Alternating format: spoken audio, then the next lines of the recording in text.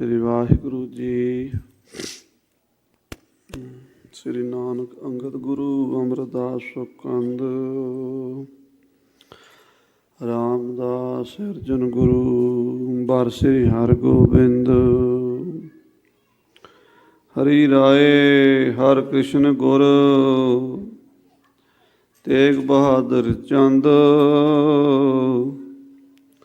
ਦਸਵੇਂ ਗੋਬਿੰਦ ਸਿੰਘ ਗੁਰੂ ਨਮੋ ਜੋਰ ਕਰ ਬੰਦ। ਜਿਸ ਮੈਂ ਅੰਮ੍ਰਿਤ ਗਿਆਨ ਹੈ ਮਾਨਕ ਭਗਤ ਵੈਰਾਗ। ਗੁਰੂ ਗ੍ਰੰਥ ਸਾਹਿਬ ਉਦਦ ਬੰਦੋਂ ਕਰ ਅਨੁਰਾਗ। ਜਜਨ ਭਜਨ ਮਮ ਖਾਲਸਾ ਖਾਲਸਾ ਪੂਜ ਬਿਜੋਗ। ਦਾਸ ਗੋਬਿੰਦ ਫਤਿਹ ਖਾਲਸਾ ਦਰਸ ਪਰਸ ਮਿਟੇ ਸੋਗ। ਆਤਮ ਰਸ ਜੋ ਜਾਨਹੀ ਸੋ ਹੈ ਖਾਲਸ ਦੇਵ।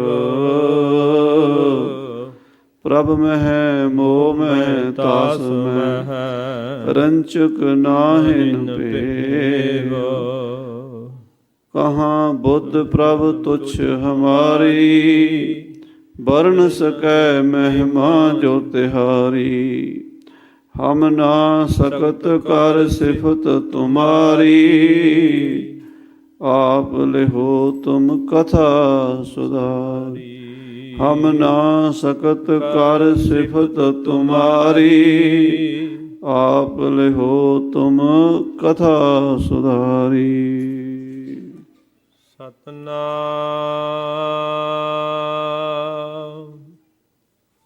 ਸ੍ਰੀ ਵਾਹਿਗੁਰੂ ਸਾਹਿਬ ਜੀਓ।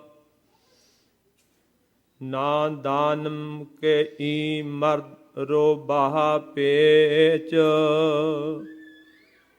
ਵਗਰ ਹਰ ਗਿੰਜ ਈ ਰਹਿ ਨਾ ਯਾਰਦ ਬਹੇਚ।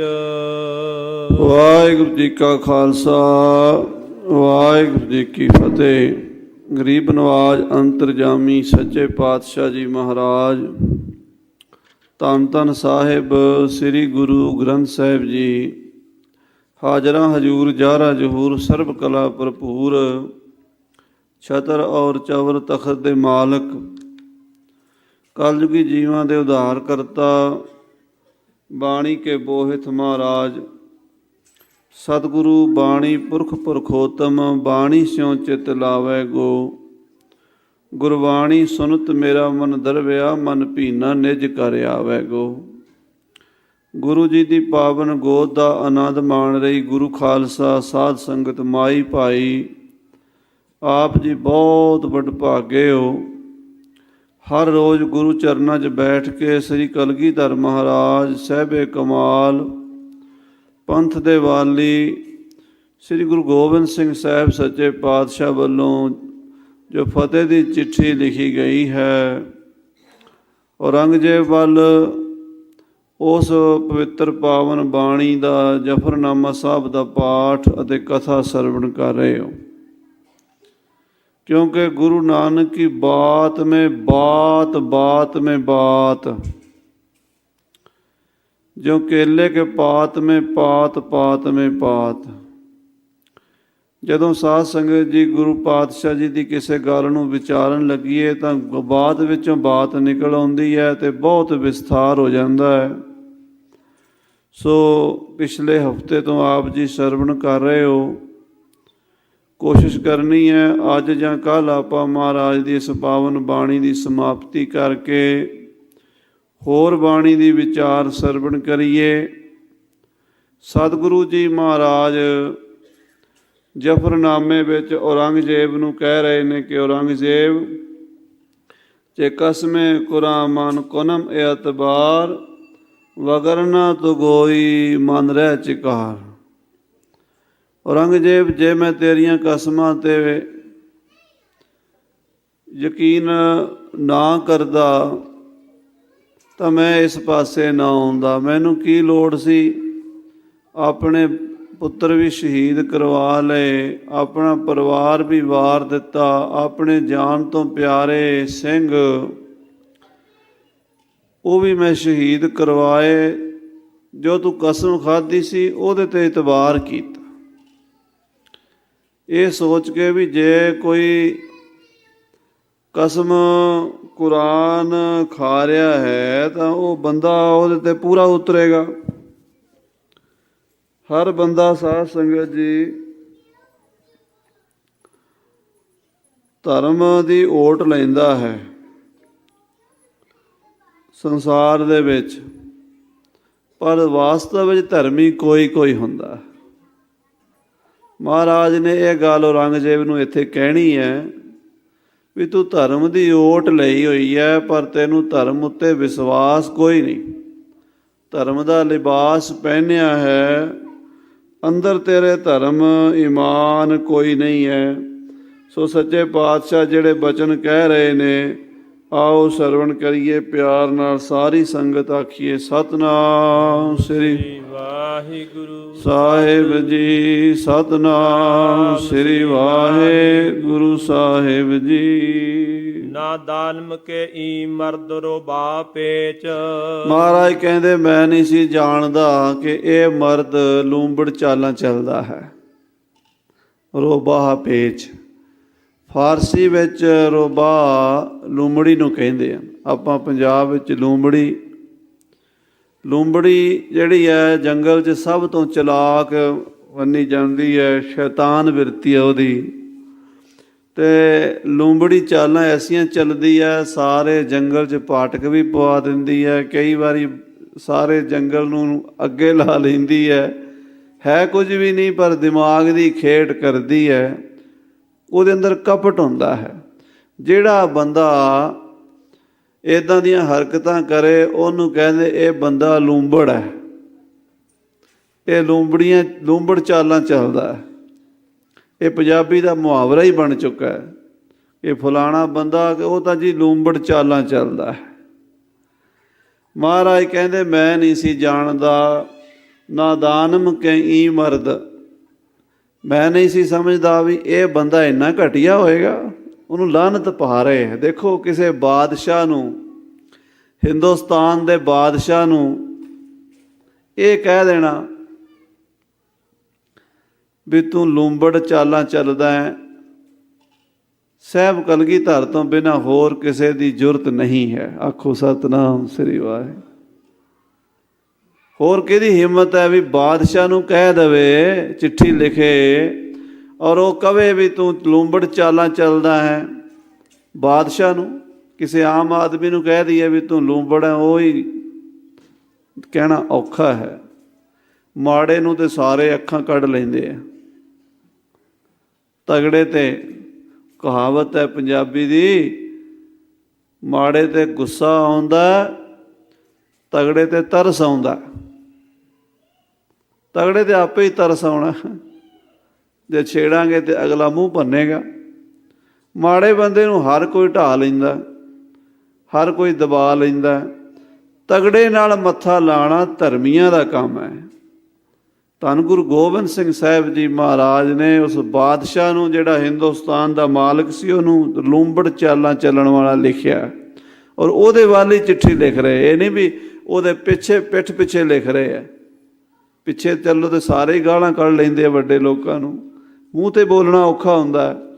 ਮਹਾਰਾਜ ਉਹਦੇ ਮੂੰਹ 'ਤੇ ਉਹਨੂੰ ਲਿਖ ਕੇ ਭੇਜ ਰਹੇ ਹੈ, ਨਾਦਾਨਮ ਕਈ ਮਰਦ ਰੋਬਾਹ ਪੇਚ। ਮੈਂ ਨਹੀਂ ਸੀ ਸਮਝਦਾ ਵੀ ਤੂੰ ਇੰਨਾ ਘਟੀਆ ਹੋਏਗਾ। ਮੈਂ ਨਹੀਂ ਸੀ ਜਾਣਦਾ ਵੀ ਤੂੰ ਇੰਨਾ ਲੂੰਬੜ ਚਾਲਾਂ ਚੱਲਣ ਵਾਲਾ ਘਟੀਆ ਇਨਸਾਨ ਹੈ। ਵਗਰ ਹਰਗਿਜ ਈ ਰਹਿ ਨਾ ਯਾਰਦ ਬਹੇਚ। ਵਰਨਾ ਮੈਂ ਕਿਉਂ ਆਨੰਦਪੁਰ ਦਾ ਕਿਲ੍ਹਾ ਛੱਡਦਾ, ਕਿਉਂ ਆਪਣੇ ਪਰਿਵਾਰ ਨੂੰ ਸ਼ਹੀਦ ਕਰਾਂਦਾ, ਕਿਉਂ ਆਪਣੇ ਬੱਚਿਆਂ ਨੂੰ ਨੀਹਾਂ 'ਚ ਚਿਣਵਾਉਂਦਾ।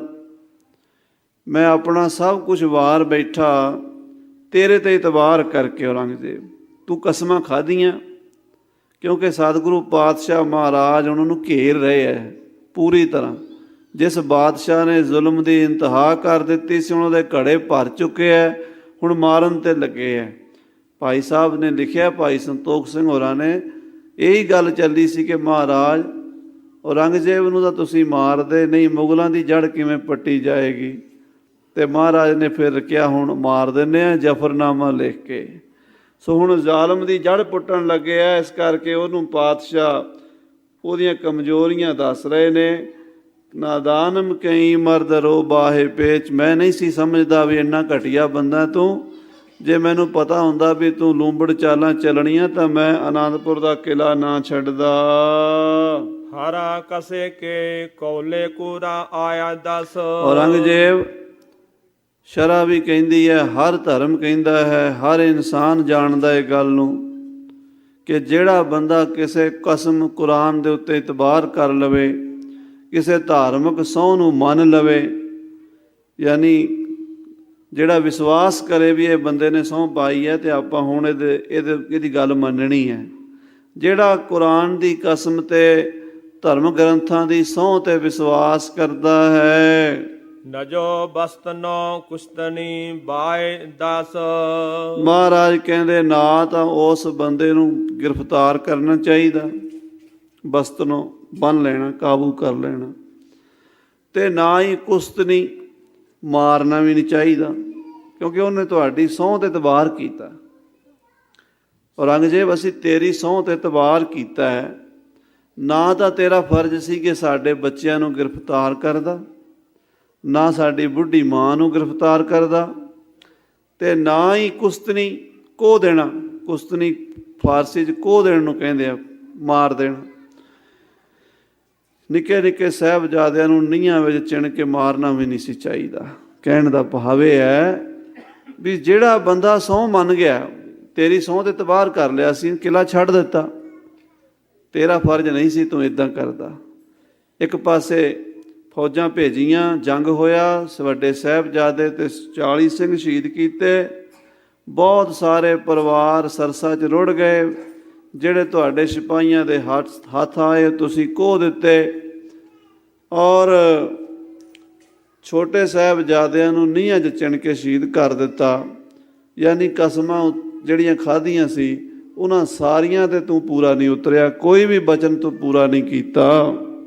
ਬਰੰਗੇ ਮਗਸ ਸਿਆਪੁਸ ਆਮਦੰਦ। ਮਹਾਰਾਜ ਕਹਿੰਦੇ ਸਾਰੀਆਂ ਕਸਮਾਂ ਭੁਲਾ ਕੇ ਬੰਨਣ ਵਾਸਤੇ ਤੇ ਮਾਰਨ ਵਾਸਤੇ 10 ਲੱਖ ਫੌਜ ਚਮਕੌਰ ਪਹੁੰਚ ਗਈ। ਬਾਰੰਗੇ ਮਗਸ਼ ਸਿਆਪੋਸ਼ ਆਮਦੰਦ। ਸਿਆਪੋਸ਼ ਦਾ ਮਤਲਬ ਹੈ ਕਾਲੇ ਰੰਗ ਦੀਆਂ ਵਰਦੀਆਂ, ਕਾਲੀਆਂ ਵਰਦੀਆਂ ਪਾਈਆਂ ਹੋਈਆਂ, ਕਾਲੇ ਕੱਪੜੇ ਪਾਏ 10 ਲੱਖ ਬੰਦੇ ਸ੍ਰੀ ਚਮਕੌਰ ਸਾਹਿਬ ਨੂੰ ਘੇਰਾ ਪਾ ਬੈਠੇ। ਹੁਣ ਮਹਾਰਾਜ ਚਮਕੌਰ ਦੀ ਗੱਲ ਦੱਸ ਰਹੇ ਆ, ਜੋ ਉੱਥੇ ਭਾਣੇ ਵਰਤੇ ਨੇ ਉਹ ਵਰਣਨ ਕਰ ਰਹੇ ਆ। ਇੱਕ ਪਾਸੇ ਸਾਡੇ 40 ਭੁੱਖੇ ਭਾਣੇ ਸ਼ੇਰ, ਦੂਜੇ ਪਾਸੇ ਤੇਰੀ 10 ਲੱਖ ਫੌਜ ਆ ਗਈ। ਬਾਯਕ ਬਾਰਗੀ ਦਰ ਖਰੋਸ ਆਮਦਨ। ਯਕ ਬਾਰ ਇੱਕੋ ਵਾਰੀ, ਬਾਯਕ ਬਾਰ ਕੀ ਦਰ ਖਰੋਸ਼ ਆਮਦਨ, ਇੱਕੋ ਵਾਰੀ ਹੱਲਾ ਕਰਕੇ ਆ ਪਏ। ਉਹਨਾਂ ਨੇ ਐਸਾ ਭਾਰੀ ਹੱਲਾ ਕੀਤਾ, ਨਾ ਤਾਂ ਸੂਚਿਤ ਕੀਤਾ ਵੀ ਤੁਸੀਂ ਤਗੜੇ ਹੋ ਜਾਓ, ਨਾ ਉਹਨਾਂ ਨੇ ਆਖਿਆ ਵੀ ਤੁਸੀਂ ਆਪਣਾ ਬਚਾਅ ਕਰ ਲਓ। ਉਹਨਾਂ ਨੇ ਆ ਕੇ ਘੇਰਾ ਪਾਇਆ ਤੇ ਗੋਲੀਆਂ ਦੀ ਵਰਖਾ ਸ਼ੁਰੂ ਕਰ ਦਿੱਤੀ, ਜੰਗ ਸ਼ੁਰੂ ਕਰ ਦਿੱਤਾ। ਹਰ ਆਕਸ ਕੇ ਜੇ ਦੀਵਾਰ ਆਮਦ ਬਿਰੂ। ਮਹਾਰਾਜ ਕਹਿਣ ਲੱਗੇ ਉਹ ਚਮਕੌਰ ਦੀ ਗੜੀ ਵਿੱਚ ਅਸੀਂ ਘਿਰ ਗਏ, ਤੇਰੀਆਂ ਫੌਜਾਂ ਨੇ ਗੋਲੀਆਂ ਤੀਰਾਂ ਦਾ ਮੀਂਹ ਵਰਾਉਣਾ ਸ਼ੁਰੂ ਕੀਤਾ। ਸੂਬਾ ਵਜ਼ੀਰ ਖਾਨ ਕਹਿਣ ਲੱਗਾ ਇਸ ਤਰ੍ਹਾਂ ਕਰੋ, ਪੌੜੀਆਂ ਲਾਓ ਤੇ ਅੰਦਰ ਵੜ ਜਾਓ।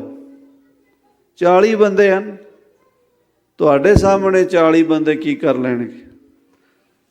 ਤੇ ਨਾਰ ਖਾਨ ਮਲੇਰਕੋਟਲੇ ਦਾ ਜਿਹੜਾ ਨਵਾਬ ਸੀ ਸ਼ੇਰ ਮੁਹੰਮਦ, ਉਹਦਾ ਭਰਾ, 4 ਭਰਾ ਸਨ ਮਲੇਰਕੋਟਲੇ ਵਾਲੇ।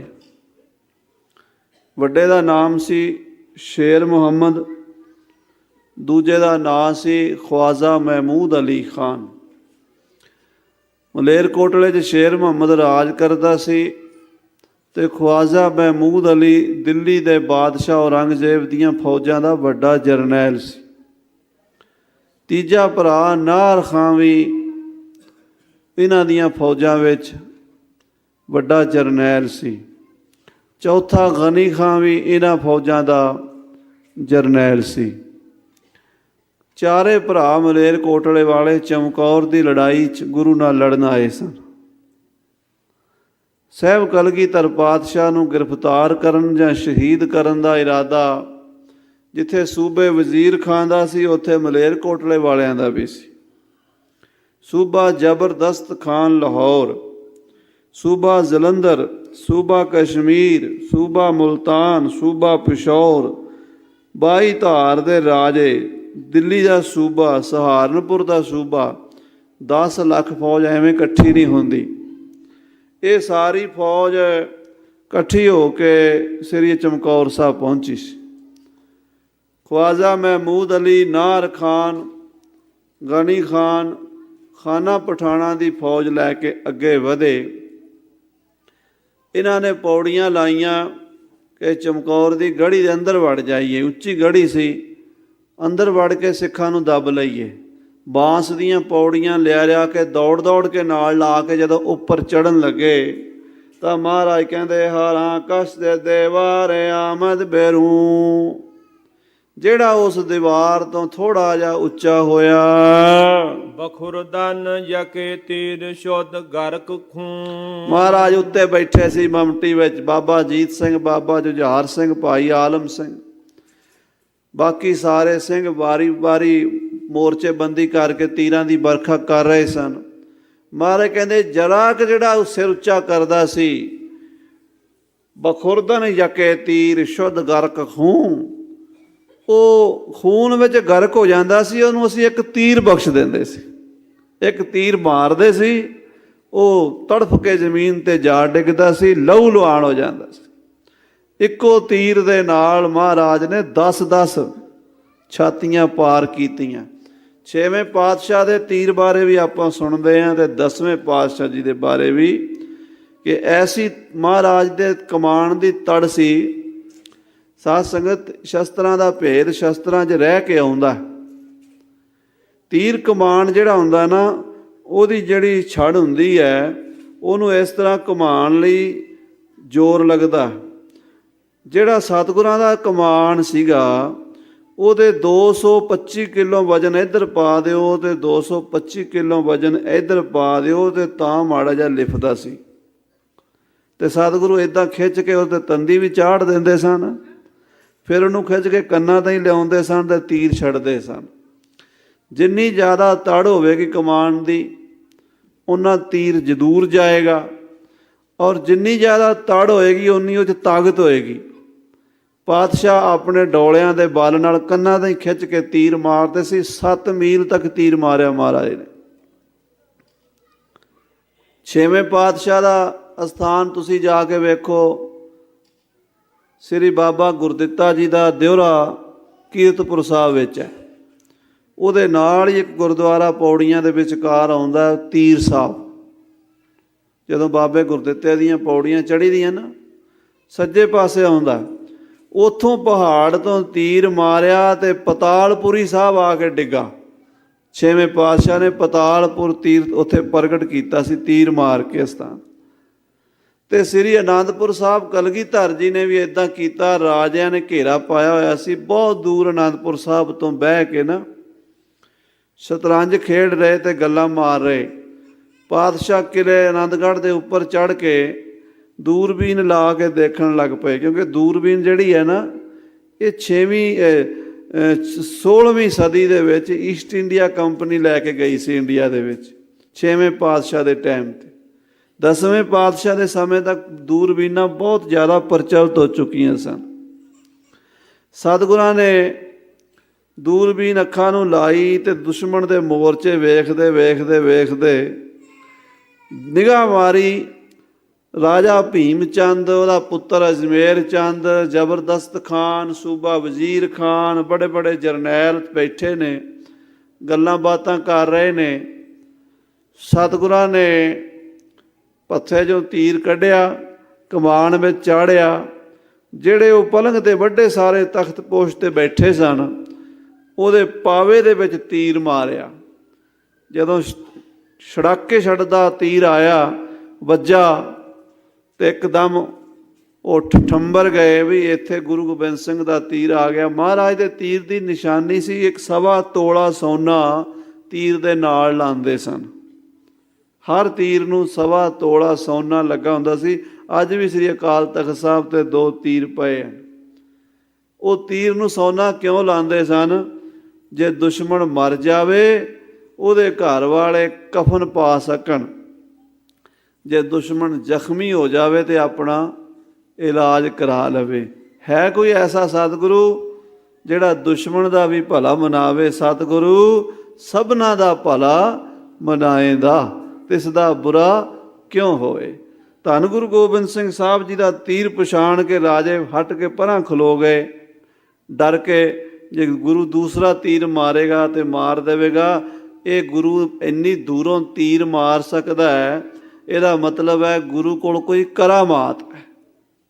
ਗੁਰੂ ਕਰਾਮਾਤ ਨਾਲ ਤੀਰ ਛੱਡਦਾ ਹੈ। ਸਾਹਿਬ ਕਲਗੀਧਰ ਪਾਤਸ਼ਾਹ ਅੰਤਰਜਾਮੀ, ਘਟ ਘਟ ਕੇ ਅੰਤਰ ਕੀ ਜਾਣਤ, ਭਲੇ ਬੁਰੇ ਕੀ ਪੀਰ ਪਛਾਨਤ। ਚਿੱਠੀ ਲਿਖੀ, ਚਿੱਠੀ 'ਚ ਲਿਖਿਆ ਵੀ ਇਹ ਕੋਈ ਕਰਾਮਾਤ ਨਹੀਂ ਹੈ, ਇਹ ਮੇਰਾ ਕਰਤੱਵ ਹੈ, ਇਹ ਮੇਰਾ ਅਭਿਆਸ ਹੈ, ਇਹ ਮੇਰੀ ਵਿੱਦਿਆ ਹੈ, ਮੇਰੇ ਗੁਰੂ ਦੀ ਦਾਤ ਹੈ। ਉਹ ਚਿੱਠੀ ਬੰਨ੍ਹ ਕੇ ਤੀਰ ਦੇ ਨਾਲ, ਦੂਜਾ ਤੀਰ ਉਸੇ ਹੀ ਜਗ੍ਹਾ 'ਤੇ ਦਰਖਤ ਦੇ ਵਿੱਚ ਮਾਰਿਆ ਜਿੱਥੇ ਉਹ ਥੱਲੇ ਬਹਿ ਕੇ ਖੇਡ ਰਹੇ ਸੀ ਸ਼ਤਰੰਜ। ਦੂਜਾ ਤੀਰ ਜਦੋਂ ਵੱਜਾ, ਉਹਨੂੰ ਚਿੱਠੀ ਵੇਖੀ, ਪਹਿਲਾਂ ਕੋਈ ਡਰ ਕੇ ਲੁੱਕ ਕੇ ਬੈਠੇ ਸੀਗੇ, ਹੌਸਲਾ ਕਰਕੇ ਤੀਰ ਨਾਲੋਂ ਚਿੱਠੀ ਖੋਲ੍ਹੀ, ਪੜ੍ਹਿਆ।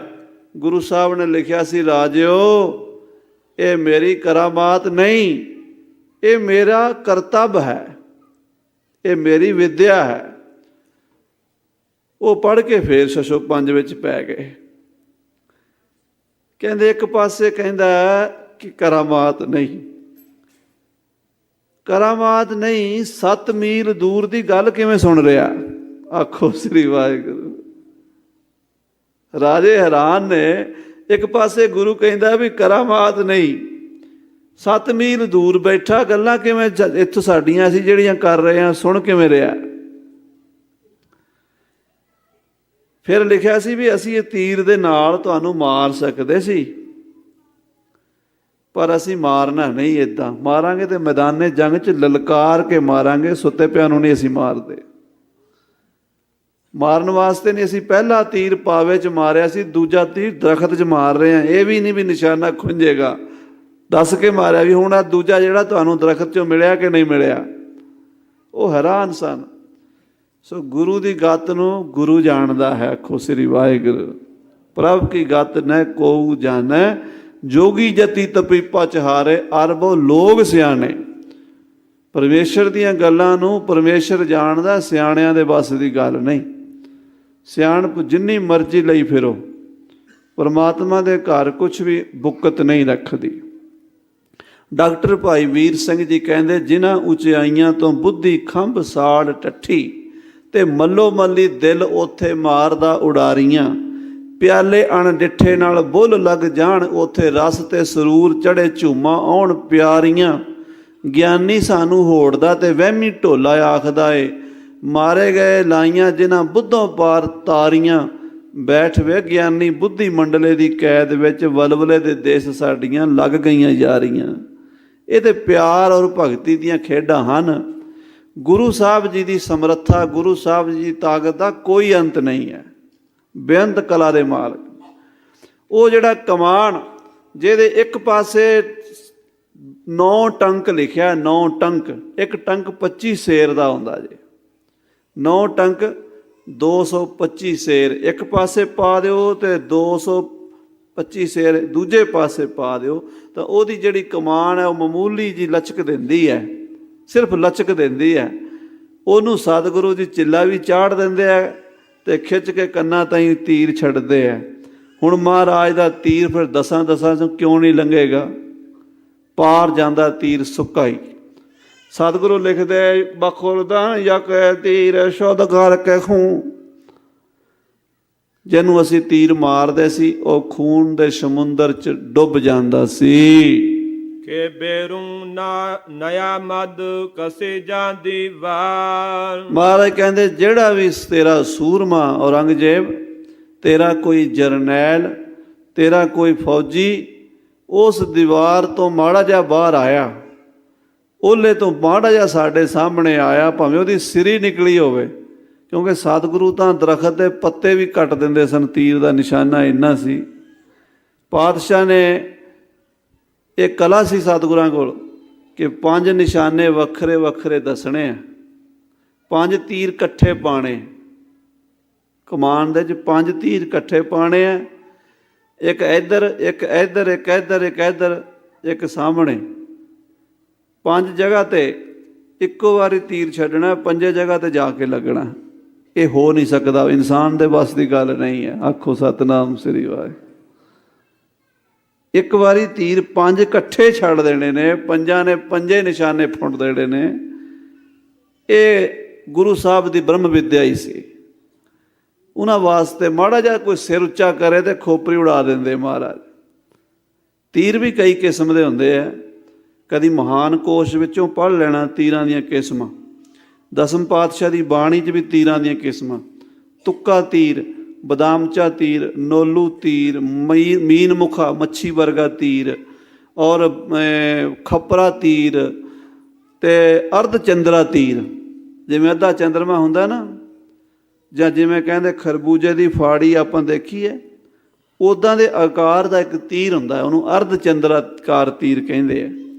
ਉਹ 2 ਕੰਮ ਆਉਂਦਾ, ਇੱਕ ਤਾਂ ਦੁਸ਼ਮਣ ਦੀ ਸਾਹ ਰਗ 'ਤੇ ਮਾਰਨਾ, ਗਰਦਨ ਹੀ ਉਡਾ ਦੇਣੀ, ਸਿਰ ਲਾਹ ਦੇਣਾ, ਦੂਰੋਂ ਹੀ ਸਿਰ ਲਾਹ ਦੇਣਾ, ਤਲਵਾਰ ਤੋਂ ਬਿਨਾਂ ਤੀਰ ਨਾਲ ਹੀ ਸਿਰ ਲਾਹ ਦੇਣਾ। ਇੱਕ ਉਹਦਾ ਕੰਮ ਹੈ ਵੀ ਦੁਸ਼ਮਣ ਦੇ ਤੀਰ ਕਮਾਨ ਦੀ ਤੰਦੀ ਕੱਟ ਦੇਣੀ। ਉਹ ਤੀਰ ਚਲਾ ਰਿਹਾ, ਸਾਡੇ ਬੰਦੇ ਬਹੁਤੇ ਮਰ ਰਹੇ ਨੇ, ਉਹਦਾ ਕਮਾਨ ਨਕਾਰਾ ਹੋ ਜਾਵੇ। ਇਸ ਤਰੀਕੇ ਨਾਲ ਤੀਰ ਚਲਾਓ, ਉਹਦੀ ਤੰਦੀ ਦੇ ਵੱਜੇ, ਜਿਹੜੀ ਕਮਾਨ ਦੀ ਤੰਦੀ ਹੈ, ਤੰਦੀ ਕੱਟੀ ਗਈ, ਉਹਦਾ ਕਮਾਨ ਬੇਕਾਰ ਹੋ ਗਿਆ, ਉਹਨੂੰ ਘੇਰ ਕੇ ਮਾਰ ਦਿਓ। ਇਸੇ ਤਰ੍ਹਾਂ ਮੀਨ ਮੁਖਾ ਤੀਰ ਹੁੰਦਾ, ਬੜੀ ਛੇਤੀ ਅੰਦਰ ਧੱਸ ਜਾਂਦਾ, ਜੇ ਮੱਛੀ ਦੀ ਤਰ੍ਹਾਂ। ਮੱਛੀ ਵੀ ਚੰਚਲ ਹੈ, ਉਹ ਤੀਰ ਵੀ ਚੰਚਲ ਹੈ, ਅਤੇ ਅੰਦਰ ਵੜੇਗਾ, ਉਹ ਬੰਦਾ ਜਿਹਨੂੰ ਵੱਜੇਗਾ ਉਹ ਬਾਹਰ ਖਿੱਚੇਗਾ।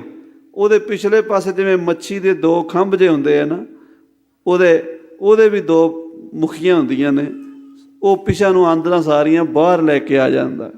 ਇੱਕ ਬਦਾਮ ਵਰਗਾ ਤੀਰ ਹੁੰਦਾ, ਉਹਨੂੰ ਬਦਾਮਚਾ ਕਹਿੰਦੇ। ਇੱਕ ਨੋਲੂ ਤੀਰ ਹੁੰਦਾ, ਨੋਲੂ ਤੀਰ ਲੋਹੇ ਦੀ ਡਲੀ ਹੁੰਦੀ ਹੈ ਮੋਟੀ ਜੀ, ਜਿਵੇਂ ਆਹ ਮਾਇਕ ਹੈ ਛੋਟਾ ਜਿਹਾ, ਐਡਾ ਸਾਰਾ ਹੁੰਦਾ।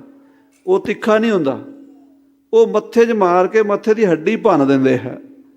ਮੱਥੇ 'ਚ ਵੱਜੇਗਾ, ਮੱਥੇ ਦੀ ਹੱਡੀ ਟੁੱਟ ਜਾਏਗੀ, ਬੰਦਾ ਬੇਹੋਸ਼ ਹੋ ਕੇ ਡਿੱਗ ਪਏਗਾ। ਇਸ ਤਰ੍ਹਾਂ ਦੇ ਤੀਰ ਗੁਰੂ ਸਾਹਿਬ ਸੱਚੇ ਪਾਤਸ਼ਾਹ ਚਲਾਉਂਦੇ ਸਨ। ਖੱਪਰੇ ਤੀਰ, ਜਦੋਂ ਤੀਰ ਮਾਰਦੇ ਹਨ, ਕਹਿੰਦੇ ਔਰੰਗਜ਼ੇਬ ਜਿਹੜਾ ਤੇਰਾ ਬੰਦਾ ਸਾਡੇ ਸਾਹਮਣੇ ਆਉਂਦਾ, ਦੀਵਾਰ ਤੋਂ ਮਾੜਾ ਜਿਹਾ ਉੱਚਾ ਹੁੰਦਾ, ਅਸੀਂ ਉਹਨੂੰ ਤੀਰ ਦੇ ਨਾਲ ਖੂਨ ਦੇ ਵਿੱਚ ਗਰਕ ਕਰ ਦਿੰਦੇ। ਨਾ ਖੁਰਦੰਦ ਤੀਰੋ ਨਾ ਗਸਤੰਦ ਖੁਵਾਰ। ਜਿਹੜਾ ਬੰਦਾ ਕੰਧ ਤੇ ਓਹਲੇ ਹੋ ਗਿਆ, ਕੰਧ ਤੋਂ ਉੱਪਰ ਨਹੀਂ ਹੋਇਆ, ਲੁਕ ਗਿਆ, ਉਹਨੂੰ ਸਾਡਾ ਤੀਰ ਨਹੀਂ ਵੱਜਾ। ਯਾਨੀ ਜਿਹੜਾ ਸਾਡੇ ਸਾਹਮਣੇ ਆ ਗਿਆ ਉਹ ਅਸੀਂ ਛੱਡਿਆ ਨਹੀਂ, ਤੇ ਜਿਹੜਾ ਸਾਹਮਣੇ ਨਹੀਂ ਆਇਆ ਉਹਦਾ ਕੀ ਕਹਿਣਾ। ਨਾ ਖੁਰਦੰਦ ਤੀਰੋ ਨਾ ਗਸ਼ਤੰਦ ਖੁਆਰ। ਜਿਹੜਾ ਸਾਹਮਣੇ ਨਹੀਂ ਆਇਆ ਉਹਨੂੰ ਅਸੀਂ ਤੀਰ ਨਹੀਂ ਮਾਰਿਆ, ਉਹ ਲੁਕ ਗਿਆ। ਲੁਕੇ ਨੂੰ ਮਾਰਦੇ ਵੀ ਨਹੀਂ। ਆਖੋ ਸ੍ਰੀ ਵਾਹਿਗੁਰੂ। ਮਹਾਂਪੁਰਸ਼ਾਂ ਦਾ, ਯੋਧਿਆਂ ਦਾ, ਧਰਮੀ ਸੂਰਮਿਆਂ ਦਾ ਇੱਕ ਨਿਯਮ ਹੈ, ਡਿੱਗੇ ਹੋਏ ਤੇ ਭੱਜੇ ਜਾਂਦੇ ਤੇ ਇਸਤਰੀ ਤੇ ਬੱਚੇ ਤੇ ਬੁੱਢੇ ਤੇ ਜ਼ਖਮੀ ਤੇ ਬਿਮਾਰ ਤੇ ਵਾਰ ਨਹੀਂ ਕਰਦੇ। ਜਿਹੜਾ ਲੁਕ ਗਿਆ, ਕਾਇਰ ਬਣ ਗਿਆ, ਅਸੀਂ ਉਹਨੂੰ ਨਹੀਂ ਮਾਰਦੇ। ਚੋਦਿਦਮ ਕੇ ਨਾਰ ਬਿਆਮਦ ਬਜੰ। ਮਹਾਰਾਜ ਕਹਿੰਦੇ ਚੋਦੀਦਮ, ਮੈਂ ਵੇਖਿਆ ਕਿ ਤੁਹਾਡਾ ਇੱਕ ਵੱਡਾ ਜਰਨੈਲ, ਸ਼ਾਹੀ ਫੌਜਾਂ ਦਾ ਨਾਰ ਖਾਨ, ਯਾ ਅਲੀ ਯਾ ਮੁਹੰਮਦ ਦਾ ਨਾਰਾ ਮਾਰ ਕੇ ਜਵਾਨੀ ਦੇ ਜੋਸ਼ ਵਿੱਚ ਵੀ ਮੈਂ ਗੁਰੂ ਗੋਬਿੰਦ ਸਿੰਘ ਦਾ ਸਿਰ ਵੱਢ ਕੇ ਲਿਆਵਾਂਗਾ, ਪੌੜੀ ਚੁੱਕੀ ਆਇਆ ਤੇ ਉਹਨੇ ਪੌੜੀ ਦੇ ਡੰਡੇ ਨੂੰ ਹੱਥ ਪਾਇਆ।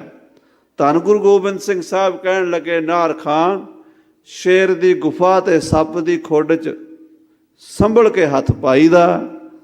ਪਰ ਉਹਨੂੰ ਜਵਾਨੀ ਦਾ ਜੋਸ਼ ਸੀ, ਉਹਨੇ ਦੂਜਾ ਡੰਡਾ ਜਦੋਂ ਪੌੜੀ ਦੇ ਉੱਪਰ ਹੋਇਆ, ਸਤਿਗੁਰਾਂ ਨੇ ਕੱਸ ਕੇ ਤੀਰ ਕੰਨਾਂ ਦਾ ਖਿੱਚ ਕੇ ਛੱਡਿਆ। ਚਸਿਹਦੈ ਯਕੇ ਤੀਰ ਮਨ ਬੇਦਰੰ। ਮਹਾਰਾਜ ਕਹਿੰਦੇ ਚੋਦੀਦਮ, ਮੈਂ ਵੇਖਿਆ ਕਿ ਨਾਹਰ ਬਿਆਮਦ ਬਜ਼ੰਗ, ਯਾ ਅਲੀ ਯਾ ਮੁਹੰਮਦ ਦਾ ਰੌਲਾ ਪਾਉਂਦਾ ਨਾਹਰ ਖਾਂ ਆ ਗਿਆ। ਆਉਂਦੇ ਨੂੰ ਅਸੀਂ ਚਸ਼ੀਦਾ ਯਕੇ ਤੀਰ ਤਨ ਬੇਦਰੰਗ, ਆਉਂਦੇ ਨੂੰ ਇੱਕ ਤੀਰ ਛੱਡਿਆ ਤੇ ਉਹਦੇ ਵਿੱਚੋਂ ਪਾਰ ਕਰ ਦਿੱਤਾ। ਹਮਾਖਿਰ ਗੂਰੇ ਜਨ ਬਜਾਏ ਮਸਾਵ। ਬਸ ਜਦੋਂ ਨਾਹਰ ਖਾਨ ਡਿੱਗਾ ਤੇ ਨਾਹਰ ਖਾਨ ਦੇ ਡਿੱਗਦਿਆਂ ਜਿਹੜੇ ਬਾਕੀ ਸਨ ਉਹਨਾਂ ਨੂੰ ਵੀ ਆਪਣੇ ਹੱਥਾਂ ਪੈਰਾਂ ਦੀ ਪੈ ਗਈ। ਮੈਦਾਨ ਦੇ ਵਿੱਚੋਂ ਨੱਸ ਗਏ ਬਹੁਤੇ ਪਠਾਨ। ਹਮਾਖਰ ਗੂਰੇ ਜੰਦ ਬਜਾਏ ਮਸਾਫ, ਬੜੇ ਬੜੇ ਸੂਰਮੇ ਜਿਹੜੇ ਨਾਹਰ ਖਾਨ ਦਾ ਹੌਸਲਾ ਲੈ ਕੇ ਆਏ ਸੀ, ਉਹਨਾਂ ਆਖਿਆ ਸਾਡਾ ਜਰਨੈਲ ਨਹੀਂ ਛੱਡਿਆ, ਸਾਨੂੰ ਗੁਰੂ ਛੱਡੇਗਾ। ਉਹ ਇੱਧਰ ਉੱਧਰ ਤਿੱਤਰ ਬਿੱਤਰ ਹੋ ਗਏ, ਕੋਈ ਪਿਛਾਂ ਨੂੰ ਭੱਜੇ, ਕੋਈ ਗੜੀ ਦੀ ਥੱਲੇ ਦੀਵਾਰ ਦੇ ਨਾਲ ਹੀ ਲਾ ਕੇ ਲੱਗ ਗਏ ਵੀ ਕਿਸੇ ਜਾਨ ਬਚ ਜਾਵੇ। ਬਸੇ ਖਾਨਾ ਖੁਰਦਨ ਬੇਰੰਗੁਝਾ।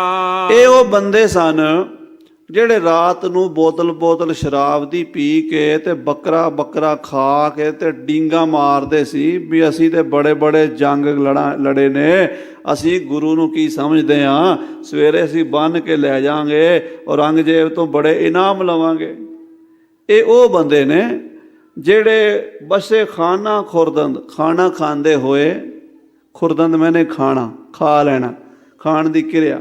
ਜਦੋਂ ਰੋਟੀ ਖਾਂਦੇ ਸੀ, ਨਾਨ ਖਾਂਦੇ ਸੀ, ਮੀਟ ਖਾਂਦੇ ਸੀ, ਸ਼ਰਾਬ ਪੀਂਦੇ ਸੀ ਤੇ ਨਾਲ ਗੱਪਾਂ ਵੀ ਮਾਰਦੇ ਸੀ। ਬੇਰੂ ਗੁਜ਼ਾਫ, ਬੜੀਆਂ ਵੱਡੀਆਂ ਗੱਪਾਂ।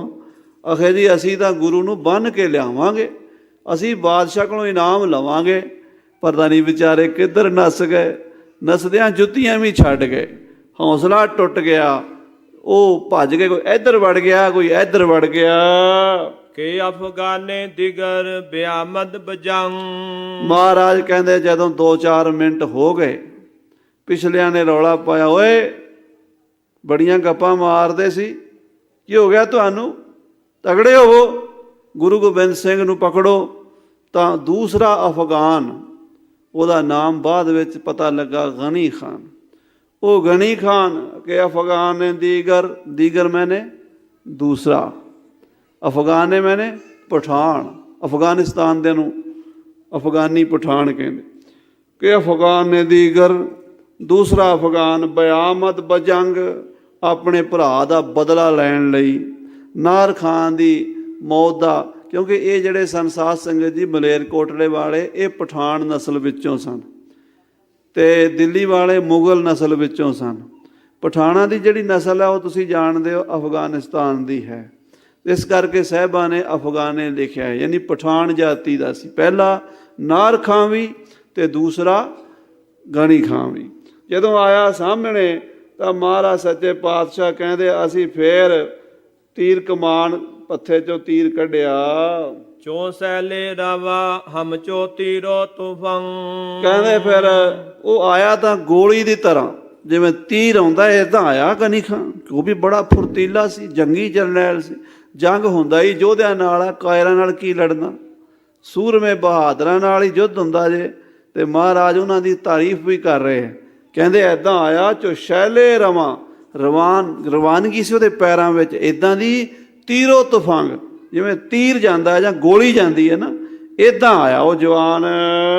ਬਸੇ ਹਮਲਾ ਕਰ ਦੰਦ ਬਾ ਮਰਦਾਨਗੀ। ਉਸ ਮਰਦ ਨੇ, ਦੇਖੋ ਇਹ ਹੈ ਕਿਸੇ ਨੇਕ ਕਵੀ ਦੀ, ਕਿਸੇ ਵੱਡੇ ਮਹਾਨ ਪੁਰਸ਼ ਦੀ ਨਿਸ਼ਾਨੀ ਕਿ ਇਹ ਨਹੀਂ ਵੀ ਆਪਣੀ ਤਾਰੀਫ ਦੇ ਹੀ ਪੁਲ ਬੰਨੀ ਜਾਣੇ। ਜੇ ਦੁਸ਼ਮਣ 'ਚ ਕੋਈ ਖੂਬੀ ਹੈ ਨਾ ਤਾਂ ਉਹਦੀ ਵੀ ਮਹਾਰਾਜ ਵਡਿਆਈ ਕਰ ਰਹੇ। ਆਖੋ ਸਤਿਨਾਮ ਸ੍ਰੀ ਵਾਹਿਗੁਰੂ। ਕਹਿੰਦੇ ਗਨੀ ਖਾਂ ਆਇਆ, ਬਸੇ ਹਮਲਾ ਕਰ ਦੰਦ, ਉਹਨੇ ਹਮਲੇ ਕੀਤੇ ਬਾ ਮਰਦਾਨਗੀ ਨਾਲ ਕੀਤੇ। ਅਸੀਂ ਦੇਖ ਰਹੇ ਸੀ ਵੀ ਕੈਸਾ ਸੂਰਮਾ ਹੈ, ਹੌਸਲਾ ਇਹਦਾ, ਛਾਤੀ ਚੌੜੀ ਕਰਕੇ ਆ ਰਿਹਾ। ਬਾ ਮਰਦਾਨ, ਇਹ ਵਾਕਈ ਮਰਦ ਹੈ, ਇਹਨੂੰ ਪਤਾ ਵੀ ਮੇਰਾ ਭਰਾ ਮਰਿਆ ਪਿਆ ਤੇ ਫਿਰ ਆ ਰਿਹਾ ਅੱਗੇ। ਕਹਿੰਦੇ ਹਮਲੇ ਕੀਤੇ ਉਹਨੇ, ਬੜੇ ਤੇਜ਼ ਹਮਲੇ, ਗੋਲੀਆਂ ਦਾ ਉਹਨੇ ਸਾਡੇ ਵੱਲ ਮੀਂਹ ਵਰਾਇਆ, ਤੀਰ ਉਹਨੇ ਸਾਡੇ ਵੱਲ ਬੜੇ ਛੱਡੇ। ਉਹਦੇ ਨਾਲ ਦੇ ਬੰਦੇ ਵੀ ਜਿਹੜੇ ਸੀ ਉਹਨਾਂ ਨੂੰ ਉਹਨੇ ਲਲਕਾਰਿਆ ਵੀ ਤਗੜੇ ਹੋ ਜਾਓ, ਵੱਢ ਚੱਲੋ ਗੜੀ 'ਚ, ਬਸ ਹੁਣ ਤੇ ਗਿਆ ਕੰਮ, ਤਗੜੇ ਹੋ ਜਾਓ। ਇੱਦਾਂ ਉਹ ਰੌਲਾ ਪਾਉਂਦਾ, ਬੜੇ ਫੁਰਤੀ ਨਾਲ ਆਇਆ। ਹਮ ਅਜ ਹੋਸ਼ਗੀ ਹਮ ਚੇ ਦੀਵਾਨਗੀ। ਮਹਾਰਾਜ ਕਹਿੰਦੇ ਕੁਝ ਹੱਲੇ ਤਾਂ ਉਹਦੇ ਸਿਆਣਪ ਵਾਲੇ ਸਨ, ਹੋਸ਼ ਵਿੱਚ ਸਨ, ਯਾਨੀ ਕੁਝ ਪੁਆਇੰਟ ਜਿਹੜੇ ਸਨ ਉਹਦੇ, ਉਹ ਵਾਕਈ ਚੰਗੇ ਜੰਗੀ ਜਰਨੈਲ ਵਾਲੇ ਸਨ, ਹੋਸ਼ ਵਿੱਚ ਉਹ ਕੰਮ ਕਰ। ਕੁਝ ਉਹਨੇ ਦੀਵਾਨਗੀ 'ਚ ਵੀ ਕੀਤੇ। ਜਦੋਂ ਬੰਦਾ ਕਾਹਲੀ 'ਚ ਕੋਈ ਕੰਮ ਕਰਦਾ, ਲੜਾਈ ਹੁੰਦੀ ਕਾਹਲੀ ਵਿੱਚ ਹੈ, ਤੇ ਉਹਦੇ ਵਿੱਚ ਕਈ ਪੁਆਇੰਟ ਜਿਹੜੇ ਨੇ ਜੰਗੀ ਜਰਨੈਲ ਨੋਟ ਕਰਦੇ। ਮਹਾਰਾਜ ਮਹਾਨ ਜਰਨੈਲ ਹਨ, ਉਹ ਦੁਸ਼ਮਣ ਨੂੰ ਦੇਖ ਰਹੇ ਹੈ ਤੇ ਉਹਦਾ ਮਹਾਰਾਜ ਵਰਣਨ ਕਰ ਰਿਹਾ ਵੀ ਉਹਨੇ ਕੀ ਕੀਤਾ। ਮਹਾਰਾਜ ਕਹਿੰਦੇ ਜਦੋਂ ਸਾਡੇ ਵੱਲ ਆਇਆ, ਕੁਝ ਹੱਲੇ ਤਾਂ ਉਹਨੇ ਹੋਸ਼ ਨਾਲ ਕੀਤੇ, ਹਮ ਅੱਜ ਹੋਸ਼ਗੀ ਹਮ ਜ਼ੇ ਦੀਵਾਨਗੀ। ਪਰ ਕੁਝ ਵਿਚਾਰੇ ਨੇ ਗਲਤੀਆਂ ਵੀ ਕੀਤੀਆਂ, ਕਾਹਲੀ ਨਾਲ ਜੋ ਕੀਤੀਆਂ, ਉਹ ਦੀਵਾਨਗੀ ਵਿੱਚ ਵੀ ਫਟਾਫਟ ਵੜ ਚੱਲੀਏ ਗੜੀ ਵਿੱਚ। ਇਹ ਉਹਦੀ ਗਲਤੀ ਸੀ, ਉਹਨੇ ਕਾਹਲ ਕੀਤੀ, ਬਹੁਤ ਜਲਦੀ ਅੱਗੇ ਵਧਣ ਦੀ ਕੋਸ਼ਿਸ਼ ਕੀਤੀ। ਬਸੇ ਹਮਲਾ ਕਰ ਦੋ ਬਸੇ ਜ਼ਖਮ ਖੁਰਦ। ਮਹਾਰਾਜ ਕਹਿੰਦੇ ਉਹਨੇ ਬੜੇ ਜ਼ਖਮ ਖਾਧੇ ਵੀ, ਤੇ ਉਹਨੇ ਸਾਡੇ ਜਵਾਨਾਂ ਨੂੰ ਜ਼ਖਮ ਮਾਰੇ ਵੀ। ਇਹ ਵੀ ਬੜਾ ਬਹਾਦਰ ਸੀ ਗਨੀ ਖਾਂ। ਹਮਲਾ ਕੀਤਾ ਉਹਨੇ, ਗੋਲੀਆਂ ਜੋ ਚਲਾਈਆਂ, ਤੀਰ ਜੋ ਚਲਾਏ, ਹਮਲਾ ਕੀਤਾ, ਜ਼ਖਮ ਖਾਧੇ, ਉਹਨੂੰ ਵੀ ਲੱਗੇ ਤੀਰ ਲੱਗੀਏ, ਗੋਲੀਆਂ ਲੱਗੀਆਂ। ਦੋ ਕਸਰਾ ਬਜਾ ਕੁਛ ਤੋ ਹਮ ਚਾ ਸਪੂਰਦ। ਔਰ ਫਿਰ ਉਹਨੇ ਸਾਡੇ 2 ਜਵਾਨ ਮਾਰ ਦਿੱਤੇ, 2 ਸਿੰਘ ਸਾਡੇ ਉਹਨੇ ਸ਼ਹੀਦ ਕਰ ਦਿੱਤੇ। ਫਿਰ ਅਖੀਰ ਉਹ ਵੀ ਸਾਡੇ ਹੱਥੋਂ ਆਪਣੀ ਜਾਨ ਸਾਡੇ ਸਪੁਰਦ ਕਰ ਗਿਆ। ਹਮ ਜਾਂ ਸਪੁਰਦ, ਆਪਣੀ ਜਾਨ ਸਾਡੇ ਸਪੁਰਦ ਕਰ ਗਿਆ। 2 ਸਿੰਘ ਤਾਂ ਉਹਨੇ ਸਾਡੇ ਸ਼ਹੀਦ ਕਰ ਦਿੱਤੇ, ਪਰ ਸਾਡੇ ਕੋਲੋਂ ਬਚ ਕੇ ਗਨੀ ਖਾਂ ਨਹੀਂ ਜਾ ਸਕਿਆ, ਉਹ ਵੀ ਮਾਰਿਆ ਗਿਆ। ਕਿ ਆਂਖ ਵਾਜਾ ਮਰਦੂਦ ਸਾਹਿਬ ਦੀਵਾਨ। ਉਹਦਾ ਤੀਸਰਾ ਭਰਾ ਜਿਹੜਾ ਸਾਰੀਆਂ ਫੌਜਾਂ ਦਾ ਕਮਾਂਡਰ ਇਨ ਚੀਫ ਸੀ, ਵੱਡਾ ਸੀ ਫੌਜਾਂ ਦਾ, 10 ਲੱਖ ਫੌਜਾਂ ਦਾ ਉਹ ਜਰਨੈਲ ਔਰੰਗਜ਼ੇਬ ਨੇ ਥਾਪਿਆ ਹੋਇਆ ਸੀ। ਜਦੋਂ ਉਹਨੇ ਵੇਖਿਆ ਨਾਰ ਖਾਂ ਵੀ ਮਾਰਤਾ, ਗਨੀ ਖਾਂ ਵੀ ਮਾਰਤਾ, ਤੇ ਗੁਰੂ ਸਾਹਿਬ ਜੀ ਦੀ ਨਿਗਾਹ, ਮਹਾਰਾਜ ਕਹਿੰਦੇ ਸਾਡੀ ਨਿਗਾਹ ਉਹਦੇ ਵੱਲ ਪਈ। ਅਸੀਂ ਕਮਾਨ ਨੂੰ ਅਜੇ ਉਹ ਘੁਮਾਉਣ ਲੱਗੇ ਸੀ, ਤੀਰ ਨੂੰ ਫੜਨ ਲੱਗੇ ਸੀ, ਕਿ ਇੱਕਦਮ ਉਹ ਖਵਾਜਾ ਮਰਦੂਦ, ਉਹਦਾ ਨਾਮ ਤਾਂ ਸੀ ਖਵਾਜਾ ਮਹਿਮੂਦ ਅਲੀ, ਮਾਂ ਬਾਪ ਨੇ ਕੀ ਨਾਂ ਰੱਖਿਆ ਸੀ? ਖਵਾਜਾ ਮਹਿਮੂਦ ਅਲੀ, ਪਰ ਹਜੂਰ ਲਿਖ ਰਹੇ ਨੇ ਖਵਾਜਾ ਮਰਦੂਦ ਅਲੀ। ਮਰਦੂਦ ਦਾ ਮਤਲਬ ਹੁੰਦਾ ਕਾਇਰ, ਬੁਜ਼ਦਿਲ, ਡਰਪੋਕ, ਕਮਜ਼ੋਰ ਬੰਦਾ। ਕਹਿੰਦੇ ਜਦੋਂ ਉਹਨੇ ਵੇਖਿਆ ਵੀ ਮੇਰੇ 2 ਭਾਈ ਮਾਰੇ ਗਏ ਤੇ ਗੁਰੂ ਸਾਹਿਬ ਹੁਣ ਮੇਰੇ ਵੱਲ ਅੱਖ ਫੇਰ ਰਹੇ ਆ, ਉਹ ਫਟਾਫਟ ਉੱਥੇ ਹੀ ਜ਼ਮੀਨ 'ਤੇ ਡਿੱਗ ਪਿਆ, ਤੇ ਗੰਦੀ ਨਾਲੀ ਸੀ ਕੰਧ ਦੇ ਨਾਲੋਂ ਜਿਹੜੀ ਵਗਦੀ ਸੀ, ਉਹਦੇ ਵਿੱਚ ਵੜ ਗਿਆ ਵੀ ਗੁਰੂ ਗੋਬਿੰਦ ਸਿੰਘ ਮੈਨੂੰ ਤੀਰ ਨਾਲ ਨਾ ਮਾਰ ਦੇਣ। ਲੰਮਾ ਪੈ ਗਿਆ, ਕਬੂਤਰੀ ਤਰ੍ਹਾਂ ਛਹਿ ਗਿਆ ਦੀਵਾਰ ਦੇ ਓਹਲੇ, ਕਿ ਆਹ ਖਵਾਜਾ ਮਰਦੂਦ ਛਾਇਆ ਏ ਦੀਵਾਰ। ਛਾਇਆ ਏ ਦੀਵਾਰ ਸਮਝਦੇ ਹੋ? ਕੰਧ ਦੇ ਛਾਏ, ਕੰਧ ਦੇ ਓਹਲੇ, ਕੰਧ ਦੇ ਓਹਲੇ ਹੋ ਗਿਆ। ਨਿਆਮਤ ਬੈ ਮਹਿੰਦਾ ਬਾ ਮਰਦਾਨੇ ਵਾ। ਉਹ ਮਰਦਾਂ ਦੀ ਤਰ੍ਹਾਂ ਸਾਹਮਣੇ ਨਹੀਂ ਆਇਆ, ਨਾਰ ਖਾਂ ਮਰਦਾਂ ਤਰ੍ਹਾਂ ਆਇਆ। ਗੁਰੂ ਸਾਹਿਬ ਨੇ ਉਹਦੀ ਤਾਰੀਫ ਲਿਖੀ ਹੈ। ਗਨੀ ਖਾਂ ਮਰਦਾਂ ਦੀ ਤਰ੍ਹਾਂ ਆਇਆ, ਮਹਾਰਾਜ ਨੇ ਉਹਦੀ ਤਾਰੀਫ ਲਿਖੀ ਹੈ। ਪਰ ਹੁਣ ਜਿਹੜਾ ਕਾਇਰ ਆਇਆ ਉਹ ਲੁੱਕ ਗਿਆ, ਕਾਇਰ ਬਣ ਗਿਆ। ਮਹਾਰਾਜ ਕਹਿੰਦੇ ਨਿਆਮਤ ਬਾ ਮੈਦਾਨ, ਉਹ ਮੈਦਾਨ 'ਚ ਨਹੀਂ ਆਇਆ ਮਰਦਾਂ ਦੀ ਤਰ੍ਹਾਂ, ਜਿਵੇਂ ਮਰਦ ਆਉਂਦੇ ਆ। ਆਇਆ ਤਾਂ ਸੀ ਵਿਚਾਰਾ, ਪਰ ਦੂਜਿਆਂ ਨੂੰ ਧੱਕਦਾ ਸੀ ਅੱਗੇ ਵੀ ਤੁਸੀਂ ਲੜੋ, ਤੁਸੀਂ ਅੰਦਰ ਵੜੋ। ਜਦੋਂ ਅਸੀਂ ਉਹਦੇ ਵੱਲ ਵੇਖਿਆ, ਉਹਨੇ ਦੇਖਿਆ ਵੀ ਇਹ ਤਾਂ ਤੀਰ ਮੇਰੇ ਵੱਲ ਛੱਡਣਗੇ, ਹੁਣ ਮੇਰੀ ਤੇ ਆਈ ਹੈ, ਉਹ ਤੇ ਫਟਾਫਟ ਨਾ ਉੱਥੇ ਲੰਮਾ ਪੈ ਗਿਆ ਤੇ ਓਹਲੇ ਹੋ ਗਿਆ ਦੀਵਾਰ ਦੇ। ਦਰੇਗਾ ਅਗਰ ਰੂਏ ਉਹ ਦੀਦ ਮੈਂ। ਦਰੇਗਾ, ਦਰੇਗਾ ਦਾ ਅਰਥ ਹੁੰਦਾ ਦਰੇਗ ਹੈ, ਅਫਸੋਸ ਹੈ। ਕਲਗੀਧਰ ਕਹਿੰਦੇ ਔਰੰਗਜ਼ੇਬ, ਅਫਸੋਸ ਹੈ ਉਹਨੂੰ ਅਸੀਂ ਆਪਣਾ ਪ੍ਰਸ਼ਾਦ ਨਹੀਂ ਬਖਸ਼ ਸਕੇ। ਦਰੇਗਾ ਅਗਰ ਰੋਏ ਉਹ ਦੀਦ ਮੈਂ, ਅਗਰ ਜੇ ਉਹ ਮੇਰੇ ਸਾਹਮਣੇ, ਮੇਰੀਆਂ ਅੱਖਾਂ ਦੇ ਸਾਹਮਣੇ ਰਹਿੰਦਾ, ਮੇਰੇ ਤੀਰ ਦੀ ਰੇਂਜ ਵਿੱਚ ਰਹਿੰਦਾ, ਬਾਯਕ ਤੀਰ ਲਾਚਾਰ ਬਖਸ਼ੀਦ ਮੈਂ, ਤਾਂ ਅਸੀਂ ਇੱਕ ਤੀਰ ਦਾ ਪ੍ਰਸ਼ਾਦ ਉਹਨੂੰ ਵੀ ਬਖਸ਼ ਦਿੰਦੇ। ਬਖਸ਼ੀਦ ਮੈਂ, ਯਕ ਤੀਰ, ਇੱਕ ਤੀਰ ਉਹਨੂੰ ਵੀ ਬਖਸ਼ ਦਿੰਦੇ। ਯਾਨੀ ਉਹਦਾ ਵੀ ਕੰਮ ਕੀਰਤਨ ਸੋਹਿਲਾ ਪੜ੍ਹ ਹੀ ਦਿੰਦੇ, ਫਿਰ ਫਤਿਹ ਕਰ ਦਿੰਦੇ ਮੋਰਚਾ। ਹਮਾ ਖੀਰ ਬਸੇ ਜ਼ਖਮ ਤੀਰੋ ਤੂਫਾਨ। ਮਹਾਰਾਜ ਕਹਿੰਦੇ ਦੋਵਾਂ ਪਾਸਿਆਂ ਤੋਂ ਬੜੇ ਤੀਰ ਚੱਲੇ, ਬੜੀਆਂ ਗੋਲੀਆਂ ਚੱਲੀਆਂ, ਬੜੀਆਂ ਤਲਵਾਰਾਂ ਚੱਲੀਆਂ, ਬੜੇ ਨੇਜੇ ਚੱਲੇ, ਬੜਾ ਘਮਸਾਨ ਦਾ ਯੁੱਧ ਹੋਇਆ। ਧਰਤੀ ਅਸਮਾਨ ਇੱਕ ਹੋ ਗਏ। ਦੋ ਸੂਏ ਬਸੇ ਕੁਸ਼ਤੈ ਸ਼ੁੱਧ ਬੇਦਰੰ। ਉਸ ਲੜਾਈ ਦੇ ਵਿੱਚ ਬੜੀ ਛੇਤੀ ਨਾਲ ਸਾਡੇ ਦੋਵਾਂ ਪਾਸਿਆਂ ਤੋਂ ਸੂਰਮੇ ਲੜਦੇ ਸ਼ਹੀਦ ਹੋਏ। ਸਾਡੇ ਸਾਹਿਬਜ਼ਾਦੇ ਵੀ ਤੇ ਸਾਡੇ ਸਿੰਘ ਵੀ ਬਹਾਦਰੀ ਨਾਲ ਲੜੇ। ਵਾਰੀ ਵਾਰੀ ਪੁਰਜਾ ਪੁਰਜਾ ਕੱਟ ਮਰੈ, ਕਬਹੂ ਨਾ ਛਾੜੈ ਖੇਤ। ਉਹਨਾਂ ਬਹਾਦਰਾਂ ਨੇ ਜਾਮੇ ਸ਼ਹਾਦਤ ਪੀਤਾ।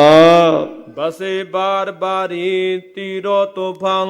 ਮਹਾਰਾਜ ਕਹਿੰਦੇ ਤੀਰਾਂ ਦਾ ਤੇ ਗੋਲੀਆਂ ਦਾ ਤਾਂ ਮੀਂਹ ਵਸ ਰਿਹਾ ਸੀ। ਇੰਜ ਤੀਰ ਪੈਂਦੇ ਸੀ ਜਿਵੇਂ ਛੜਾਕੇ ਦਾ ਮੀਂਹ ਪੈਂਦਾ, ਗੋਲੀਆਂ ਇੰਜ ਪੈਂਦੀਆਂ ਸੀ ਜਿਵੇਂ ਗੜੇ ਪੈਂਦੇ ਅਸਮਾਨ ਤੋਂ। ਦੋਵਾਂ ਪਾਸਿਆਂ ਤੋਂ ਕਾੜ ਕਾੜ ਮਚੀ ਹੋਈ ਸੀ, ਕੜਾ ਕੜੀ ਕਮਾਣੀ ਜਟਾ ਜਟੀ ਜਵਾਨੀਆਂ। ਸਾਹਿਬ ਕਲਗੀਧਰ ਪਾਤਸ਼ਾਹ ਦੀ ਬਾਣੀ। ਕਾਗੜਦੰਗ ਕਾਤੀ ਕਟਾਰੀ ਕੜਾਕੰਗ, ਤਾਗੜਦੰਗ ਤੀਰੰਗ ਤੁਪਕੰਗ ਤੜਾਕੰਗ, ਝਾਗੜਦੰਗ ਨਾਗੜਦੰਗ ਬਾਗੜਦੰਗ ਬਾਜੇ, ਗਾਗੜਦੰਗ ਗਾਜੀ ਮਹਾਂ ਗੱਜ ਗਾਜੇ। ਉਮਨ ਲੱਥੇ ਜੋਧੇ ਮਾਰੂ ਬੱਜਿਆ, ਬੱਦਲ ਜੋ ਮਹਿਖਾ ਸੁਰ ਰਣ ਵਿੱਚ ਗੱਜਿਆ। ਇੰਦਰ ਜਿਹਾ ਜੋਧਾ ਮੈਥੋਂ ਭੱਜਿਆ, ਕੌਣ ਵਿਚਾਰੀ ਦੁਰਗਾ ਜਿਨ ਰਣ ਸੱਜਿਆ। ਵੱਜੇ ਢੋਲ ਨਗਾਰੇ ਦਲਾ ਮੁਕਾਬਲਾ। ਐਸਾ ਮੁਕਾਬਲਾ ਹੋ ਰਿਹਾ ਸੀ। ਜਿਮੀ ਗਸਤ ਹਮ ਚੋਂ ਗੁਲੇ ਲਾਲੇ ਰੰਗ। ਗੁਲੇ ਲਾਲੇ ਪੋਸਤ ਦੇ ਫੁੱਲ ਨੂੰ ਕਹਿੰਦੇ ਹਨ। ਪੋਸਤ ਦਾ ਫੁੱਲ ਮੇਰਾ ਖਿਆਲ ਕਈਆਂ ਨੇ ਵੇਖਿਆ, ਇੱਧਰ ਘਰਾਂ 'ਚ ਕਈਆਂ ਨੇ ਲਾਇਆ ਹੁੰਦਾ। ਉਹ ਜਿਹੜਾ ਪੋਸਤ ਦਾ ਫੁੱਲ ਹੁੰਦਾ ਉਹਨੂੰ ਫਾਰਸੀ 'ਚ ਗੁਲੇ ਲਾਲਾ ਕਹਿੰਦੇ। ਉਹਦਾ ਰੰਗ ਤੇ ਖੂਨ ਦਾ ਰੰਗ ਇੱਕੋ ਜਿਹਾ ਹੁੰਦਾ, ਇਹ ਨੋਟ ਕਰ ਲੈਣਾ। ਪੋਸਤ ਦਾ ਫੁੱਲ ਤੇ ਖੂਨ ਦਾ ਰੰਗ ਰਲਦਾ ਮਿਲਦਾ। ਇਸ ਕਰਕੇ ਸਾਹਿਬ ਜੀ ਲਿਖ ਰਹੇ ਨੇ ਜ਼ਮੀਨ ਗਸਤ ਹਮ ਚੋਂ ਗੁਲੇ ਲਾਲ ਹੈ ਰੰਗ, ਕਿ ਜ਼ਮੀਨ ਜਿਹੜੀ ਸੀ ਨਾ ਉਸ ਦਿਨ ਪੋਸਤ ਦੇ ਫੁੱਲ ਵਰਗੀ ਹੋ ਗਈ। ਕਾਹਦੇ ਨਾਲ ਹੋਈ? ਜਵਾਨਾਂ ਦਾ ਲਹੂ ਡੁੱਲ ਡੁੱਲ ਕੇ, ਘੋੜਿਆਂ ਦਾ ਲਹੂ ਡੁੱਲ ਡੁੱਲ ਕੇ, ਊਂਠਾਂ ਦਾ ਲਹੂ ਡੁੱਲ ਡੁੱਲ ਕੇ ਧਰਤੀ ਲਾਲ ਸੂਈ ਹੋ ਗਈ। ਜਾਨ ਰਜਾਦੀ ਉਤਰੀ ਪੈਣ ਸੂਈ ਸਾਰੀ, ਮਾਨੋ ਸੂਏ ਰੰਗ ਦੀ ਲਾਲ ਰੰਗ ਦੀ ਸਾੜੀ ਪਾ ਲਈ ਹੋਵੇ ਧਰਤੀ ਨੇ। ਏਦਾਂ ਧਰਤੀ ਤੇ ਅਸਮਾਨ ਇੱਕ ਹੋ ਗਿਆ। ਸਰੋ ਪਾਏ ਅੰਬੋ ਚੰਦਾ ਸ਼ੁੱਧ ਹੈ। ਮਹਾਰਾਜ ਕਹਿੰਦੇ ਸਰ ਉਹ ਪਾਏ ਅੰਬੋ। ਮੈਦਾਨੇ ਜੰਗ ਦੇ ਵਿੱਚ ਸਿਰਾਂ ਦੇ, ਪੈਰਾਂ ਦੇ, ਲੱਤਾਂ ਦੇ, ਬਾਹਾਂ ਦੇ ਅੰਬਾਰ ਲੱਗ ਗਏ, ਢੇਰ ਲੱਗ ਗਏ। ਕਿਤੇ ਸਿਰ ਵੱਡੇ ਪਏ ਆ, ਕਿਤੇ ਬਾਹਾਂ ਵੱਡੀਆਂ ਪਈਆਂ, ਤੇ ਲਾਸ਼ਾਂ ਦੇ ਉੱਤੇ ਲਾਸ਼ਾਂ, ਲਾਸ਼ਾਂ ਦੇ ਉੱਤੇ ਲਾਸ਼ਾਂ, ਲਾਸ਼ਾਂ ਦੇ ਉੱਤੇ ਲਾਸ਼ਾਂ ਇੰਜਣ ਲੱਗੀਆਂ ਜਿਵੇਂ ਸਵਰਗ ਦੀਆਂ ਪੌੜੀਆਂ ਲੱਗੀਆਂ ਹੋਣ। ਕਿਤੇ ਘੋੜਾ ਮਰਿਆ ਪਿਆ, ਉੱਤੇ ਜਵਾਨ ਪਿਆ, ਕਿਤੇ ਜਵਾਨ ਥੱਲੇ ਆ ਤੇ ਘੋੜਾ ਉੱਤੇ ਪਿਆ ਮਰਿਆ, ਕਿਤੇ ਉਹਦੇ ਨਾਲ ਠੇਡਾ ਵੱਜ ਕੇ ਕਿਸੇ ਦਾ ਹੋਰ ਘੋੜਾ ਥੱਲੇ ਡਿੱਗ ਪਿਆ। ਤੇ ਕਈ ਊਂਠਾਂ ਵਾਲੇ, ਵੱਡੇ ਵੱਡੇ ਨਗਾਰਿਆਂ ਵਾਲੇ, ਉਹਨਾਂ ਦੇ ਨਗਾਰੇ ਪਾਟੇ ਪਏ, ਖਿਲਰੇ ਪਏ ਆ। ਕਿਸੇ ਦੀ ਅੱਖ 'ਚ ਗੋਲੀ ਲੱਗੀ ਆ, ਅੱਖ ਬਾਹਰ ਆਈ ਹੈ। ਕਿਸੇ ਦੇ ਕਾਲਜੇ 'ਚ ਗੋਲੀ ਲੱਗੀ ਆ, ਕਾਲਜਾ ਬਾਹਰ ਆਇਆ। ਕਿਸੇ ਦੇ ਪੇਟ ਵਿੱਚ ਤੀਰ ਵੱਜਾ, ਉਹਦੀਆਂ ਆਂਦਰਾਂ ਬਾਹਰ ਨਿਕਲੀਆਂ ਨੇ। ਕਿਸੇ ਦੀ ਗਰਦਨ ਕੱਟੀ ਗਈ ਹੈ, ਅੱਖਾਂ ਖੁੱਲੀਆਂ ਹੀ ਰਹਿ ਗਈਆਂ, ਇੱਦਾਂ ਹੀ ਦੇਖਦਾ ਦੇਖਦਾ ਹੀ ਮਰ ਗਿਆ। ਹੱਥ ਪੈਰ ਵੱਡੇ ਪਏ, ਸਿਰ ਤਰ ਬਾਹਾਂ ਗੱਠਲੇ ਫੁੰਜੇ ਹੈ ਵਾੜੀ, ਸਿਰ ਤਰ ਬਾਹਾਂ ਗੰਨ ਲੈ ਫੁਲਝੇ ਹੈ ਵਾੜੀ, ਜਾਪੇ ਪੱਟੇ ਬਾਡੀਆਂ ਰੁਖ ਚੰਦਨ ਯਾਰੀ। ਚੰਡੀ ਦੀ ਵਾਰ ਸ੍ਰੀ ਭਗਉਤੀ ਜੀ ਸਹਾਏ ਰੋਜ਼ ਪੜ੍ਹਦੇ ਅਰਦਾਸੇ ਵਿੱਚ। ਸ੍ਰੀ ਪ੍ਰਥਮ ਭਗਉਤੀ ਸਿਮਰ ਕੈ ਗੁਰੂ ਨਾਨਕ ਲਈ ਧਿਆਏ। ਪਹਿਲੀ ਪੌੜੀ ਦਾ ਪਾਠ ਅਸੀਂ ਕਰਦੇ ਹਾਂ। 54 ਪੌੜੀਆਂ ਹੋਰ ਵੀ ਨੇ ਜਿਨ੍ਹਾਂ ਵਿੱਚ ਸੱਚੇ ਪਾਤਸ਼ਾਹ ਨੇ ਬੀਰ ਰਸ ਦਾ ਕਮਾਲ ਦਾ ਬੰਨ ਨੂੰ ਬੰਨ੍ਹਿਆ ਹੈ। ਸੰਸਾਰ ਵਿੱਚ ਐਸੀ ਬੀਰ ਰਸ ਦੀ ਚੰਡੀ ਦੀ ਵਾਰ ਵਰਗੀ ਰਚਨਾ ਨਹੀਂ ਮਿਲੇਗੀ। ਪਾਤਸ਼ਾਹ ਉਹ 'ਚ ਲਿਖਦੇ ਇਸ ਤਰ੍ਹਾਂ ਲਾਲ ਖੂਨ ਨਾਲ ਧਰਤੀ ਰੰਗੀ ਪਈ ਹੈ। ਕਿਤੇ ਘੋੜੇ ਮਰੇ ਪਏ ਹੈ, ਕਿਤੇ ਜਵਾਨ ਮਰੇ ਪਏ ਹੈ, ਕਿਤੇ ਉਹਨਾਂ ਦੇ ਵੱਖ ਵੱਖ ਅੰਗ ਖਿਲਰੇ ਪਏ ਹੈ। ਲੱਤਾਂ ਵੱਢੀਆਂ ਪਈਆਂ, ਬਾਹਾਂ ਵੱਢੀਆਂ ਪਈਆਂ, ਕਿਸੇ ਦਾ ਸਿਰ ਵਿੱਚੋਂ ਚੀਰਿਆ ਗਿਆ ਹੈ, ਕਿਉਂਕਿ ਮਿਣ ਕੇ ਥੋੜ੍ਹਾ ਵੱਢੀ ਦਾ ਵੀ ਇੱਥੋਂ ਵੱਢਣਾ ਇੱਥੋਂ ਨਹੀਂ ਵੱਢਣਾ, ਜਿੱਥੋਂ ਵਾਰ ਵੱਜ ਗਿਆ ਲੰਘ ਗਿਆ। ਕਈ ਜ਼ਖਮੀ ਨੇ ਅਤੇ ਕਈ ਮਰ ਚੁੱਕੇ ਨੇ, ਜ਼ਖਮੀ ਕਰਾ ਰਹੇ ਨੇ ਹਾਏ ਪਾਣੀ ਯਾ ਖੁਦਾ ਯਾ ਅੱਲਾ ਯਾ ਖੁਦਾ, ਆਵਾਜ਼ਾਂ ਮਾਰਦੇ ਨੇ, ਹਾਏ ਹਾਏ ਕਰਦੇ ਨੇ। ਅਤੇ ਇਸ ਤਰ੍ਹਾਂ ਦਾ ਉਸ ਜੰਗ ਦਾ ਸਰੋ ਪਾਏ ਅੰਬੋ ਚੰਦਾ ਸੁਦਾ, ਕਿੰਨੇ ਹੀ ਸਿਰ ਵੱਢੇ ਪਏ ਨੇ, ਕਿੰਨੀਆਂ ਹੀ ਲੱਤਾਂ ਵੱਢੀਆਂ ਪਈਆਂ, ਕਿੰਨੀਆਂ ਬਾਹਾਂ ਵੱਢੀਆਂ ਪਈਆਂ ਹਨ। ਕਿ ਮੈਦਾਪੁਰ ਅੱਜ ਗੂਓ ਚੋਗਾ ਸ਼ੁਦਾ। ਮੈਦਾਨ ਦੇ ਵਿੱਚ ਸਿਰ ਤੇ ਬਾਹਾਂ ਇੰਜ ਪਈਆਂ ਨੇ ਜਿਵੇਂ ਬਹੁਤ ਸਾਰੀਆਂ ਗੇਂਦਾਂ ਤੇ ਖੂੰਡੀਆਂ ਪਈਆਂ ਹੋਣ, ਹਾਕੀਆਂ ਪਈਆਂ ਹੋਣ। ਗੇਂਦ ਤੇ ਹਾਕੀ ਖੇਡਦੇ ਆ ਨਾ, ਬਾਹਾਂ ਹਾਕੀਆਂ ਵਰਗੀਆਂ ਨੇ, ਸਿਰ ਗੇਂਦਾਂ ਵਰਗੇ ਨੇ। ਇੱਦਾਂ ਲੱਗਦੇ ਨੇ ਜਿਵੇਂ ਖਿੱਦੂ ਖੇਡਣ ਵਾਲਿਆਂ ਨੇ ਮੈਦਾਨ ਵਿੱਚ ਹੀ ਖੂੰਡੀਆਂ ਤੇ ਗੇਂਦਾਂ ਸੁੱਟ ਦਿੱਤੀਆਂ ਨੇ। ਸਿਰ ਗੇਂਦਾਂ ਦੀ ਤਰ੍ਹਾਂ ਰੁਲਦੇ ਨੇ ਅਤੇ ਬਾਹਾਂ ਅਤੇ ਲੱਤਾਂ ਖੂੰਡੀਆਂ ਦੀ ਤਰ੍ਹਾਂ। ਚੌਗਾਂ ਸ਼ੁਦਾ, ਚੌਗਾਂ ਕਹਿੰਦੇ ਨੇ ਖੂੰਡੀ ਨੂੰ ਜਿਹੜੀ ਹਾਕੀ ਹੈ। ਔਰ ਸਿਰ ਅਤੇ ਬਾਹਾਂ ਖਿਲਰੇ ਪਏ ਹਨ। ਤਰੰਕਾਰ ਤੀਰੋ ਤਰੰਗ ਕਮਾ। ਔਰੰਗਜ਼ੇਬ ਉਸ ਵੇਲੇ ਜਿਹੜਾ ਜੰਗ ਹੋ ਰਿਹਾ ਸੀ, ਕਾਸ਼ ਤੂੰ ਵੇਖ ਲੈਂਦਾ। ਮਹਾਰਾਜ ਉਹ ਨਜ਼ਾਰਾ ਉਹਨੂੰ ਦਿਖਾ ਰਹੇ ਆ ਸ਼ਬਦਾਂ ਦੇ ਨਾਲ। ਕਵੀ ਦੀ ਕਮਾਲ ਹੀ ਹੁੰਦੀ ਹੈ, ਜਿਹੜੀ ਚੀਜ਼ ਬਿਆਨ ਕਰੇ ਉਹਨੂੰ ਵਿਖਾ ਦੇਵੇ। ਸਾਹਿਬ ਕਲਗੀਧਰ ਪਾਤਸ਼ਾਹ ਸ਼ਾਹ ਕਵੀ ਹਨ, ਮਹਾਨ। ਹਰ ਗੱਲ ਜਿਹੜੀ ਉਹਨਾਂ ਨੇ ਕਹੀ ਹੈ ਨਾ, ਕਦੀ ਦਸਮ ਗ੍ਰੰਥ ਪੜ੍ਹ ਕੇ ਤਾਂ ਦੇਖੋ, ਜਿਹੜੀ ਗੱਲ ਕਹਿੰਦੇ ਸਾਹਮਣੇ ਸੀਨ ਲਿਆ ਕੇ ਦਿਖਾਉਂਦੇ ਵੀ ਆਹ ਸੀਨ ਹੈ। ਜੇ ਸੀਨ ਅਧੂਰਾ ਰਹਿ ਗਿਆ ਤਾਂ ਫਿਰ ਕਵੀ ਕਾਹਦਾ। ਜੇ ਵੀਰ ਰਸ ਦਾ ਬੰਨ ਨੂੰ ਬੰਨ੍ਹਦੇ ਨੇ ਅਤੇ ਵੀਰ ਰਸ ਦੇ ਕਮਾਲ ਕਰਦੇ, ਜੇ ਸ਼ਿੰਗਾਰ ਰਸ ਦਾ ਬੰਨ ਨੂੰ ਬੰਨ੍ਹਦੇ ਸ਼ਿੰਗਾਰ ਰਸ 'ਚ ਵੀ ਕਮਾਲ ਕਰਦੇ ਹੈ। ਸਾਡੀ ਸਮਝ ਘੱਟ ਹੈ, ਅਸੀਂ ਉਹਨਾਂ ਦੀ ਮਹਾਨਤਾ ਨੂੰ ਨਹੀਂ ਸਮਝਦੇ, ਉਲਟੇ ਪਾਸੇ ਖਲੋ ਜਾਂਦੇ। ਹੁਣ ਦੇਖੋ ਔਰੰਗਜ਼ੇਬ ਨੂੰ ਕੀ ਦਿਖਾ ਰਹੇ ਆ, ਆਪਾਂ ਵੀ ਦੇਖ ਲਿਆ ਸੀਨ ਜੋ ਪਾਤਸ਼ਾਹ। ਤਰੰਕਾਰ ਤੀਰੋ ਤਰੰਗੇ ਕਮਾ, ਕਮਾਨਾਂ ਦੀ ਟਣਕਾਰ ਹੋ ਰਹੀ, ਟਣਕਾਰ ਹੋ ਰਹੀ ਹੈ। ਜਦੋਂ ਕਮਾਨ ਖਿੱਚਦੇ ਨਾ ਅਤੇ ਕਮਾਨ ਦਾ ਜਿਹੜਾ ਗੋਸ਼ ਉਹ ਚਰੜ ਦੀ ਆਵਾਜ਼ ਆਉਂਦੀ, ਜਦੋਂ ਛੱਡਦੇ ਆ ਤਾਂ ਟਣ ਹੁੰਦੀ ਹੈ, ਤੰਦੀ ਕਰਦੀ ਹੈ। ਮਹਾਰਾਜ ਕਹਿੰਦੇ ਤਿਰਨਨ ਤੀਰੰ ਬਿਰਨਨ ਬੀਰੰ ਟਰਨਨ ਢਾਲੰ ਜਰਨਨ ਜਵਾਲੰ। ਦਸਮ ਗ੍ਰੰਥ ਵਿੱਚ ਬਾਣੀ ਹੈ। ਕਿਰਪਾਨ ਕਿਰਤ ਛੰਦ ਹੈ। ਤਿਰਨਨ ਤੀਰੰ, ਤੀਰ ਤਿਰਨਨ ਕਰਦੇ ਹਨ। ਬਿਰਨਨ ਬੀਰੰ, ਬੀਰਾਂ ਨੂੰ ਬਿਰਨ ਲੱਗਦੇ। ਬਿਰਨ ਕਹਿੰਦੇ ਜ਼ਖਮਾਂ ਨੂੰ, ਛਾਤੀਆਂ 'ਚ ਵੱਜਦੇ ਆ। ਟਰਨਨ ਢਾਲੰ, ਢਾਲਾਂ ਟਣ ਕਰਦੀਆਂ ਨੇ ਹੱਥਾਂ ਵਿੱਚ। ਜਰਨਨ ਜਵਾਲੰ, ਉਹਨਾਂ ਵਿੱਚ ਤਲਵਾਰਾਂ ਵੱਜਦੀਆਂ ਅਤੇ ਜਵਾਲ ਅੱਗ ਨਿਕਲਦੀ ਹੈ। ਐਸੇ ਬਚਨ ਗੁਰੂ ਗੋਬਿੰਦ ਸਿੰਘ ਸਾਹਿਬ ਜੀ ਦੇ ਪੜ੍ਹਨੇ ਆਉਂਦੇ ਨਹੀਂ। ਸਾਧ ਸੰਗਤ ਜੀ ਕਿੰਤੂ ਕਰਦੇ ਨੇ। ਸੱਚੇ ਪਾਤਸ਼ਾਹ ਦੀ ਬਾਣੀ 'ਤੇ ਸ਼ਰਧਾ ਰੱਖੋ, ਵਾਚੋ, ਪੜ੍ਹੋ। ਅਜੇ ਬੜਾ ਟਾਈਮ ਹੈ, ਅਜੇ ਅਸੀਂ ਕਿੱਥੇ ਖਲੋਤੇ ਹਾਂ। ਸਤਿਗੁਰੂ ਨਕਸ਼ਾ ਬੰਨ੍ਹ ਰਹੇ, ਔਰੰਗਜ਼ੇਬ ਨੂੰ ਦਿਖਾ ਰਹੇ ਸੀਨ। ਕਿੱਥੇ ਪੰਜਾਬ 'ਚ ਦੀਨੇ ਕਾਂਗੜ ਦੀ ਧਰਤੀ 'ਤੇ ਬੈਠੇ ਨੇ, ਔਰੰਗਜ਼ੇਬ ਦੱਖਣ ਦੇ ਵਿੱਚ ਔਰੰਗਾਬਾਦ ਕੋਲ ਅਹਿਮਦਨਗਰ ਬੈਠਾ। 2000 ਮੀਲ 'ਤੇ ਬੰਦੇ ਬੈਠੇ ਨੂੰ ਵਾਕਿਆਤ ਦਾ ਪ੍ਰਤੱਖ ਨਮੂਨਾ ਦਿਖਾ ਦੇਣਾ ਜ਼ਰੂਰੀ ਸੀ, ਕਿਉਂਕਿ ਉਹ ਕਿਤੇ ਭੁਲੇਖੇ 'ਚ ਨਾ ਹੋਵੇ ਵੀ ਐਵੇਂ ਮਾੜਾ ਮੋਟਾ ਉੱਥੇ ਹਾਦਸਾ ਹੋਇਆ ਗੁਰੂ ਗੋਬਿੰਦ ਸਿੰਘ ਨਾਲ, ਥੋੜ੍ਹੇ ਬਾਲੇ ਬੰਦੇ ਮਾਰੇ ਗਏ, ਕੋਈ ਵੱਡੀ ਗੱਲ ਨਹੀਂ ਹੋਈ। ਮਹਾਰਾਜ ਕਹਿੰਦੇ ਵੱਡੀ ਦੇਖ ਲੈ, ਇੱਕ ਪਾਸੇ ਲਾਸ਼ਾਂ ਦੇ ਢੇਰ ਲੱਗੇ ਸੀ, ਇੱਕ ਪਾਸੇ ਖੂਨ ਦੀਆਂ ਨਦੀਆਂ ਵਗ ਰਹੀਆਂ ਸੀ, ਇੱਕ ਪਾਸੇ ਲੱਤਾਂ ਵੱਢੀਆਂ ਪਈਆਂ, ਬਾਹਾਂ ਖਿਲਰੀਆਂ, ਘੋੜੇ ਮਰੇ ਪਏ। ਬੜਾ ਭਿਅੰਕਰ ਦ੍ਰਿਸ਼ ਸੀ ਯੁੱਧ ਦਾ। ਦੂਜੇ ਪਾਸੇ ਸੂਰਮਿਆਂ ਦੇ ਉਤਸ਼ਾਹ ਸਨ। ਇੱਥੇ ਰੁਦਰ ਰਸ ਅਤੇ ਵੀਰ ਰਸ ਦੋਵੇਂ ਇਕੱਠੇ ਆਏ ਆ। ਰੁਦਰ ਰਸ ਨੂੰ ਭਿਆਨਕ ਰਸ ਵੀ ਕਹਿੰਦੇ ਆ। ਦੇਖ ਕੇ ਡਰ ਲੱਗਣ ਲੱਗ ਜਾਣਾ। ਜਿਹੜਾ ਪਹਿਲਾ ਸੀਨ ਆਪਾਂ ਬਿਆਨ ਕੀਤਾ ਮਹਾਰਾਜ ਨੇ ਲਾਸ਼ਾਂ ਦਾ, ਉਹ ਭਿਆਨਕ ਰਸ ਹੈ, ਬੀਭਤਸ ਰਸ ਹੈ। ਉਹਦੇ ਵਿੱਚ ਡਰ ਲੱਗਦਾ ਹੈ। ਮਾੜੇ ਦਿਲ ਵਾਲਾ ਸੁਣ ਕੇ ਕਹਿੰਦਾ ਹੈ ਇੱਦਾਂ ਪੇਟ 'ਚੋਂ ਆਂਦਰਾਂ ਨਿਕਲੀਆਂ ਹੋਣ, ਗਿੱਧਾਂ ਖਾ ਰਹੀਆਂ ਹੋਣ, ਬੰਦਾ ਵੱਢਿਆ ਪਿਆ ਹੋਵੇ। ਇੱਕ ਬੰਦਾ ਵੇਖਣਾ ਔਖਾ, ਉੱਥੇ ਹਜ਼ਾਰ ਮਰੇ ਪਏ ਸਨ। ਮਹਾਰਾਜ ਨੇ ਦਿਖਾ ਤੇ ਔਰੰਗਜ਼ੇਬ ਨੂੰ।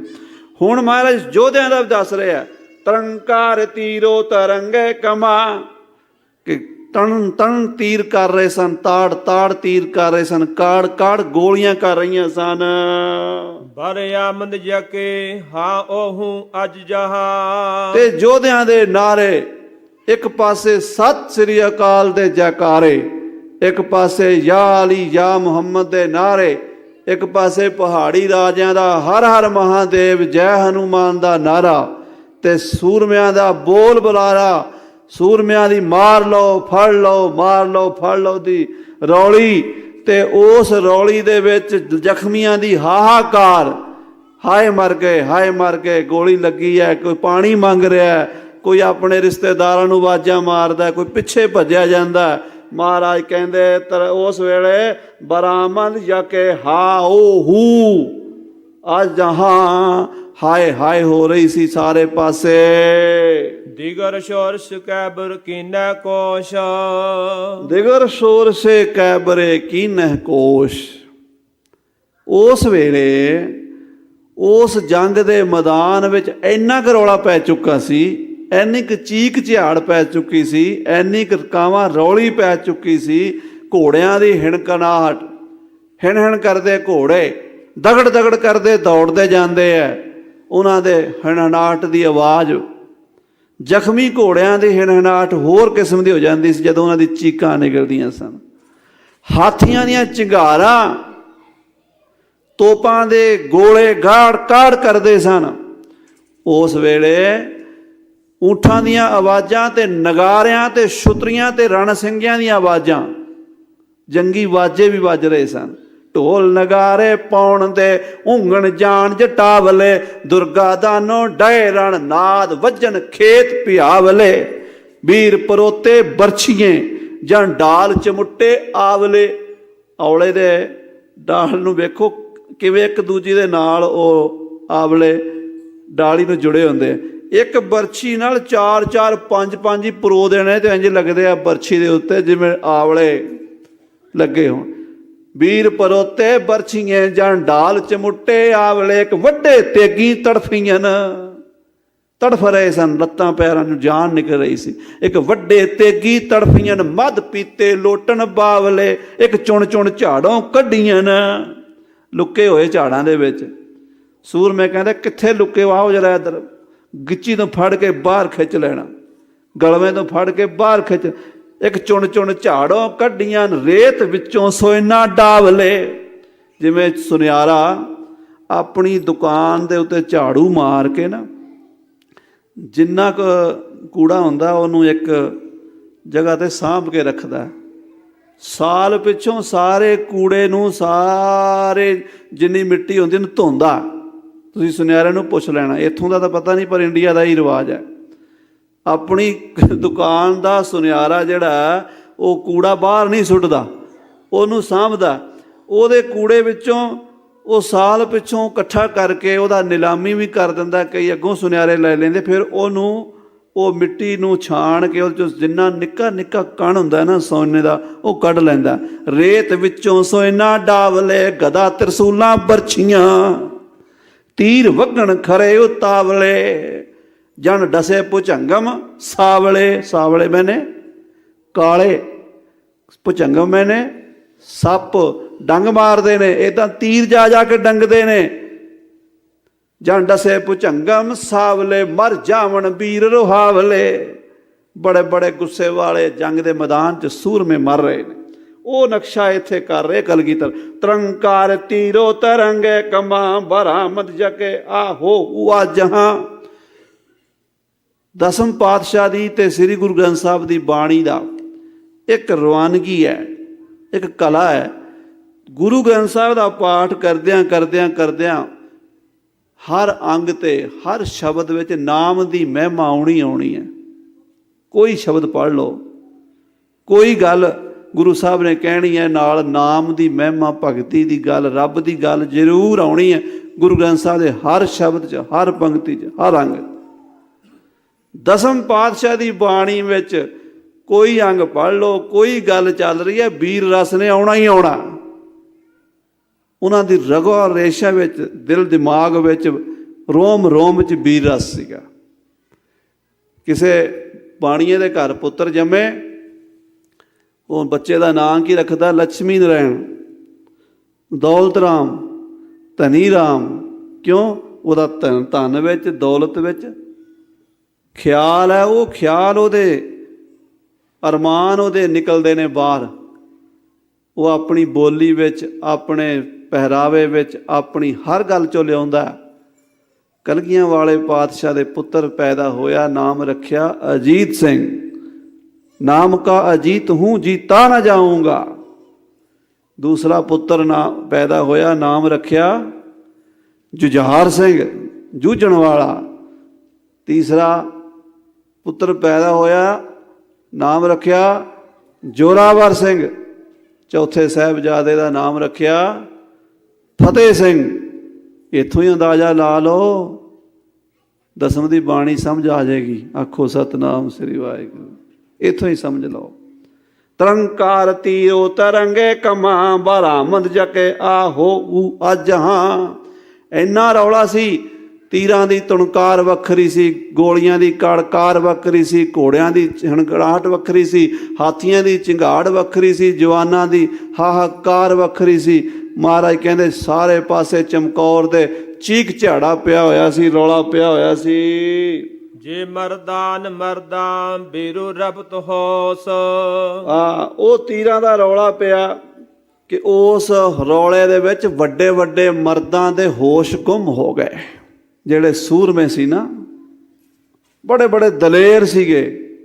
ਕਹਿੰਦੇ ਸੀ ਅਸੀਂ ਤਾਂ ਬੜੇ ਬੜੇ ਜੰਗ ਲੜੇ ਐ, ਇਹ ਗੜੀ ਤਾਂ ਅਸੀਂ ਇਸ ਚੁਟਕੀ ਨਾਲ ਹੀ ਫਤਿਹ ਕਰ ਲਵਾਂਗੇ। ਔਰੰਗਜ਼ੇਬ, ਪਰ ਤੇਰੇ ਉਹ ਜਰਨੈਲ, ਤੇਰੇ ਉਹ ਜਵਾਨ, ਤੇਰੇ ਉਹ ਸਿਪਾਹ ਸਲਾਰ, ਖੱਬੀ ਖਾਨ ਕਹਿੰਦੇ ਕਹਾਉਂਦੇ, ਉਹ ਲੁਕਣ ਲੱਗ ਪਏ ਕੰਧਾਂ ਦੇ ਓਲੇ। ਕਿਉਂਕਿ ਉਸ ਵੇਲੇ ਮੇਰੇ ਖਾਲਸੇ ਤੇ ਗਜ਼ਬ ਦਾ, ਲੋਹੜੇ ਦਾ ਵੀਰ ਰਸ ਆਇਆ ਹੋਇਆ ਸੀ। ਉਹਨਾਂ ਸਿੰਘਾਂ ਨੇ ਆਪਣੀ ਜਾਨ ਤਲੀ ਤੇ ਧਰੀ ਹੋਈ ਸੀ। ਉਹ ਕੱਲਾ ਕੱਲਾ ਸਿੰਘ 1.25 ਲੱਖ ਤੇ ਭਾਰੂ ਸੀ। ਭਾਈ ਮੋਹਕਮ ਸਿੰਘ ਕਹਿਣ ਲੱਗਾ, ਮਹਾਰਾਜ 5-5 ਜਥੇ ਬਾਹਰ ਭੇਜਦੇ ਹੋ, ਇਹਨਾਂ ਲੋਕਾਂ ਨੂੰ ਦੱਸ ਦਈਏ ਵੀ ਤੁਸੀਂ ਕਿਹਾ ਸੀ 1.25 ਲੱਖ ਸੇ ਏਕ ਲੜਾਊਂ। ਅੰਬਾਲੇ ਦੀ ਧਰਤੀ ਤੇ ਗੁਰਦੁਆਰਾ ਬਾਦਸ਼ਾਹੀ ਬਾਗ ਹੈ। 8 ਸਾਲ ਦੀ ਉਮਰ 'ਚ ਦਸਮ ਪਾਤਸ਼ਾਹ ਉੱਥੇ ਆਏ। ਨੇੜੇ ਹੀ ਲਖਨੌਰ ਪਿੰਡ ਹੈ, ਉੱਥੇ ਮਹਾਰਾਜ ਦੇ ਮਾਮਾ ਜੀ ਮੇਹਰ ਚੰਦ ਰਹਿੰਦੇ ਸਨ। ਪਟਨੇ ਸਾਹਿਬ ਤੋਂ ਪੰਜਾਬ 'ਚ ਆਉਂਦਿਆਂ ਸਭ ਤੋਂ ਪਹਿਲਾ ਡੇਰਾ ਲਖਨੌਰ ਹੋਇਆ। ਉੱਥੋਂ ਅਨੰਦਪੁਰ ਸਾਹਿਬ ਗਏ ਆ। ਲਖਨੌਰ ਪਿੰਡ ਦੇ ਵਿੱਚ ਅੱਜ ਵੀ ਮਾਤਾ ਗੁਜਰੀ ਦੀਆਂ ਪਰਾਤਾਂ ਲੱਕੜ ਦੀਆਂ, ਮਾਤਾ ਗੁਜਰੀ ਜੀ ਦਾ ਪਲੰਗ, ਫੋਲਡਿੰਗ ਪਲੰਗ, ਅੱਜ ਤੇ ਬੜੇ ਫੋਲਡਿੰਗ ਬਣ ਜਾਂਦੇ ਨਾ, ਉਦੋਂ 250-300 ਸਾਲ ਪੁਰਾਣਾ, 350 ਸਾਲ ਪੁਰਾਣਾ ਪਲੰਗ ਹੈ, ਫੋਲਡ ਹੋ ਸਕਦਾ। ਬੜੇ ਕਮਾਲ ਦਾ ਮਾਤਾ ਜੀ ਦਾ ਪਲੰਗ ਹੈ, ਕਲਗੀਧਰ ਜੀ ਦਾ ਪਲੰਗ ਹੈ।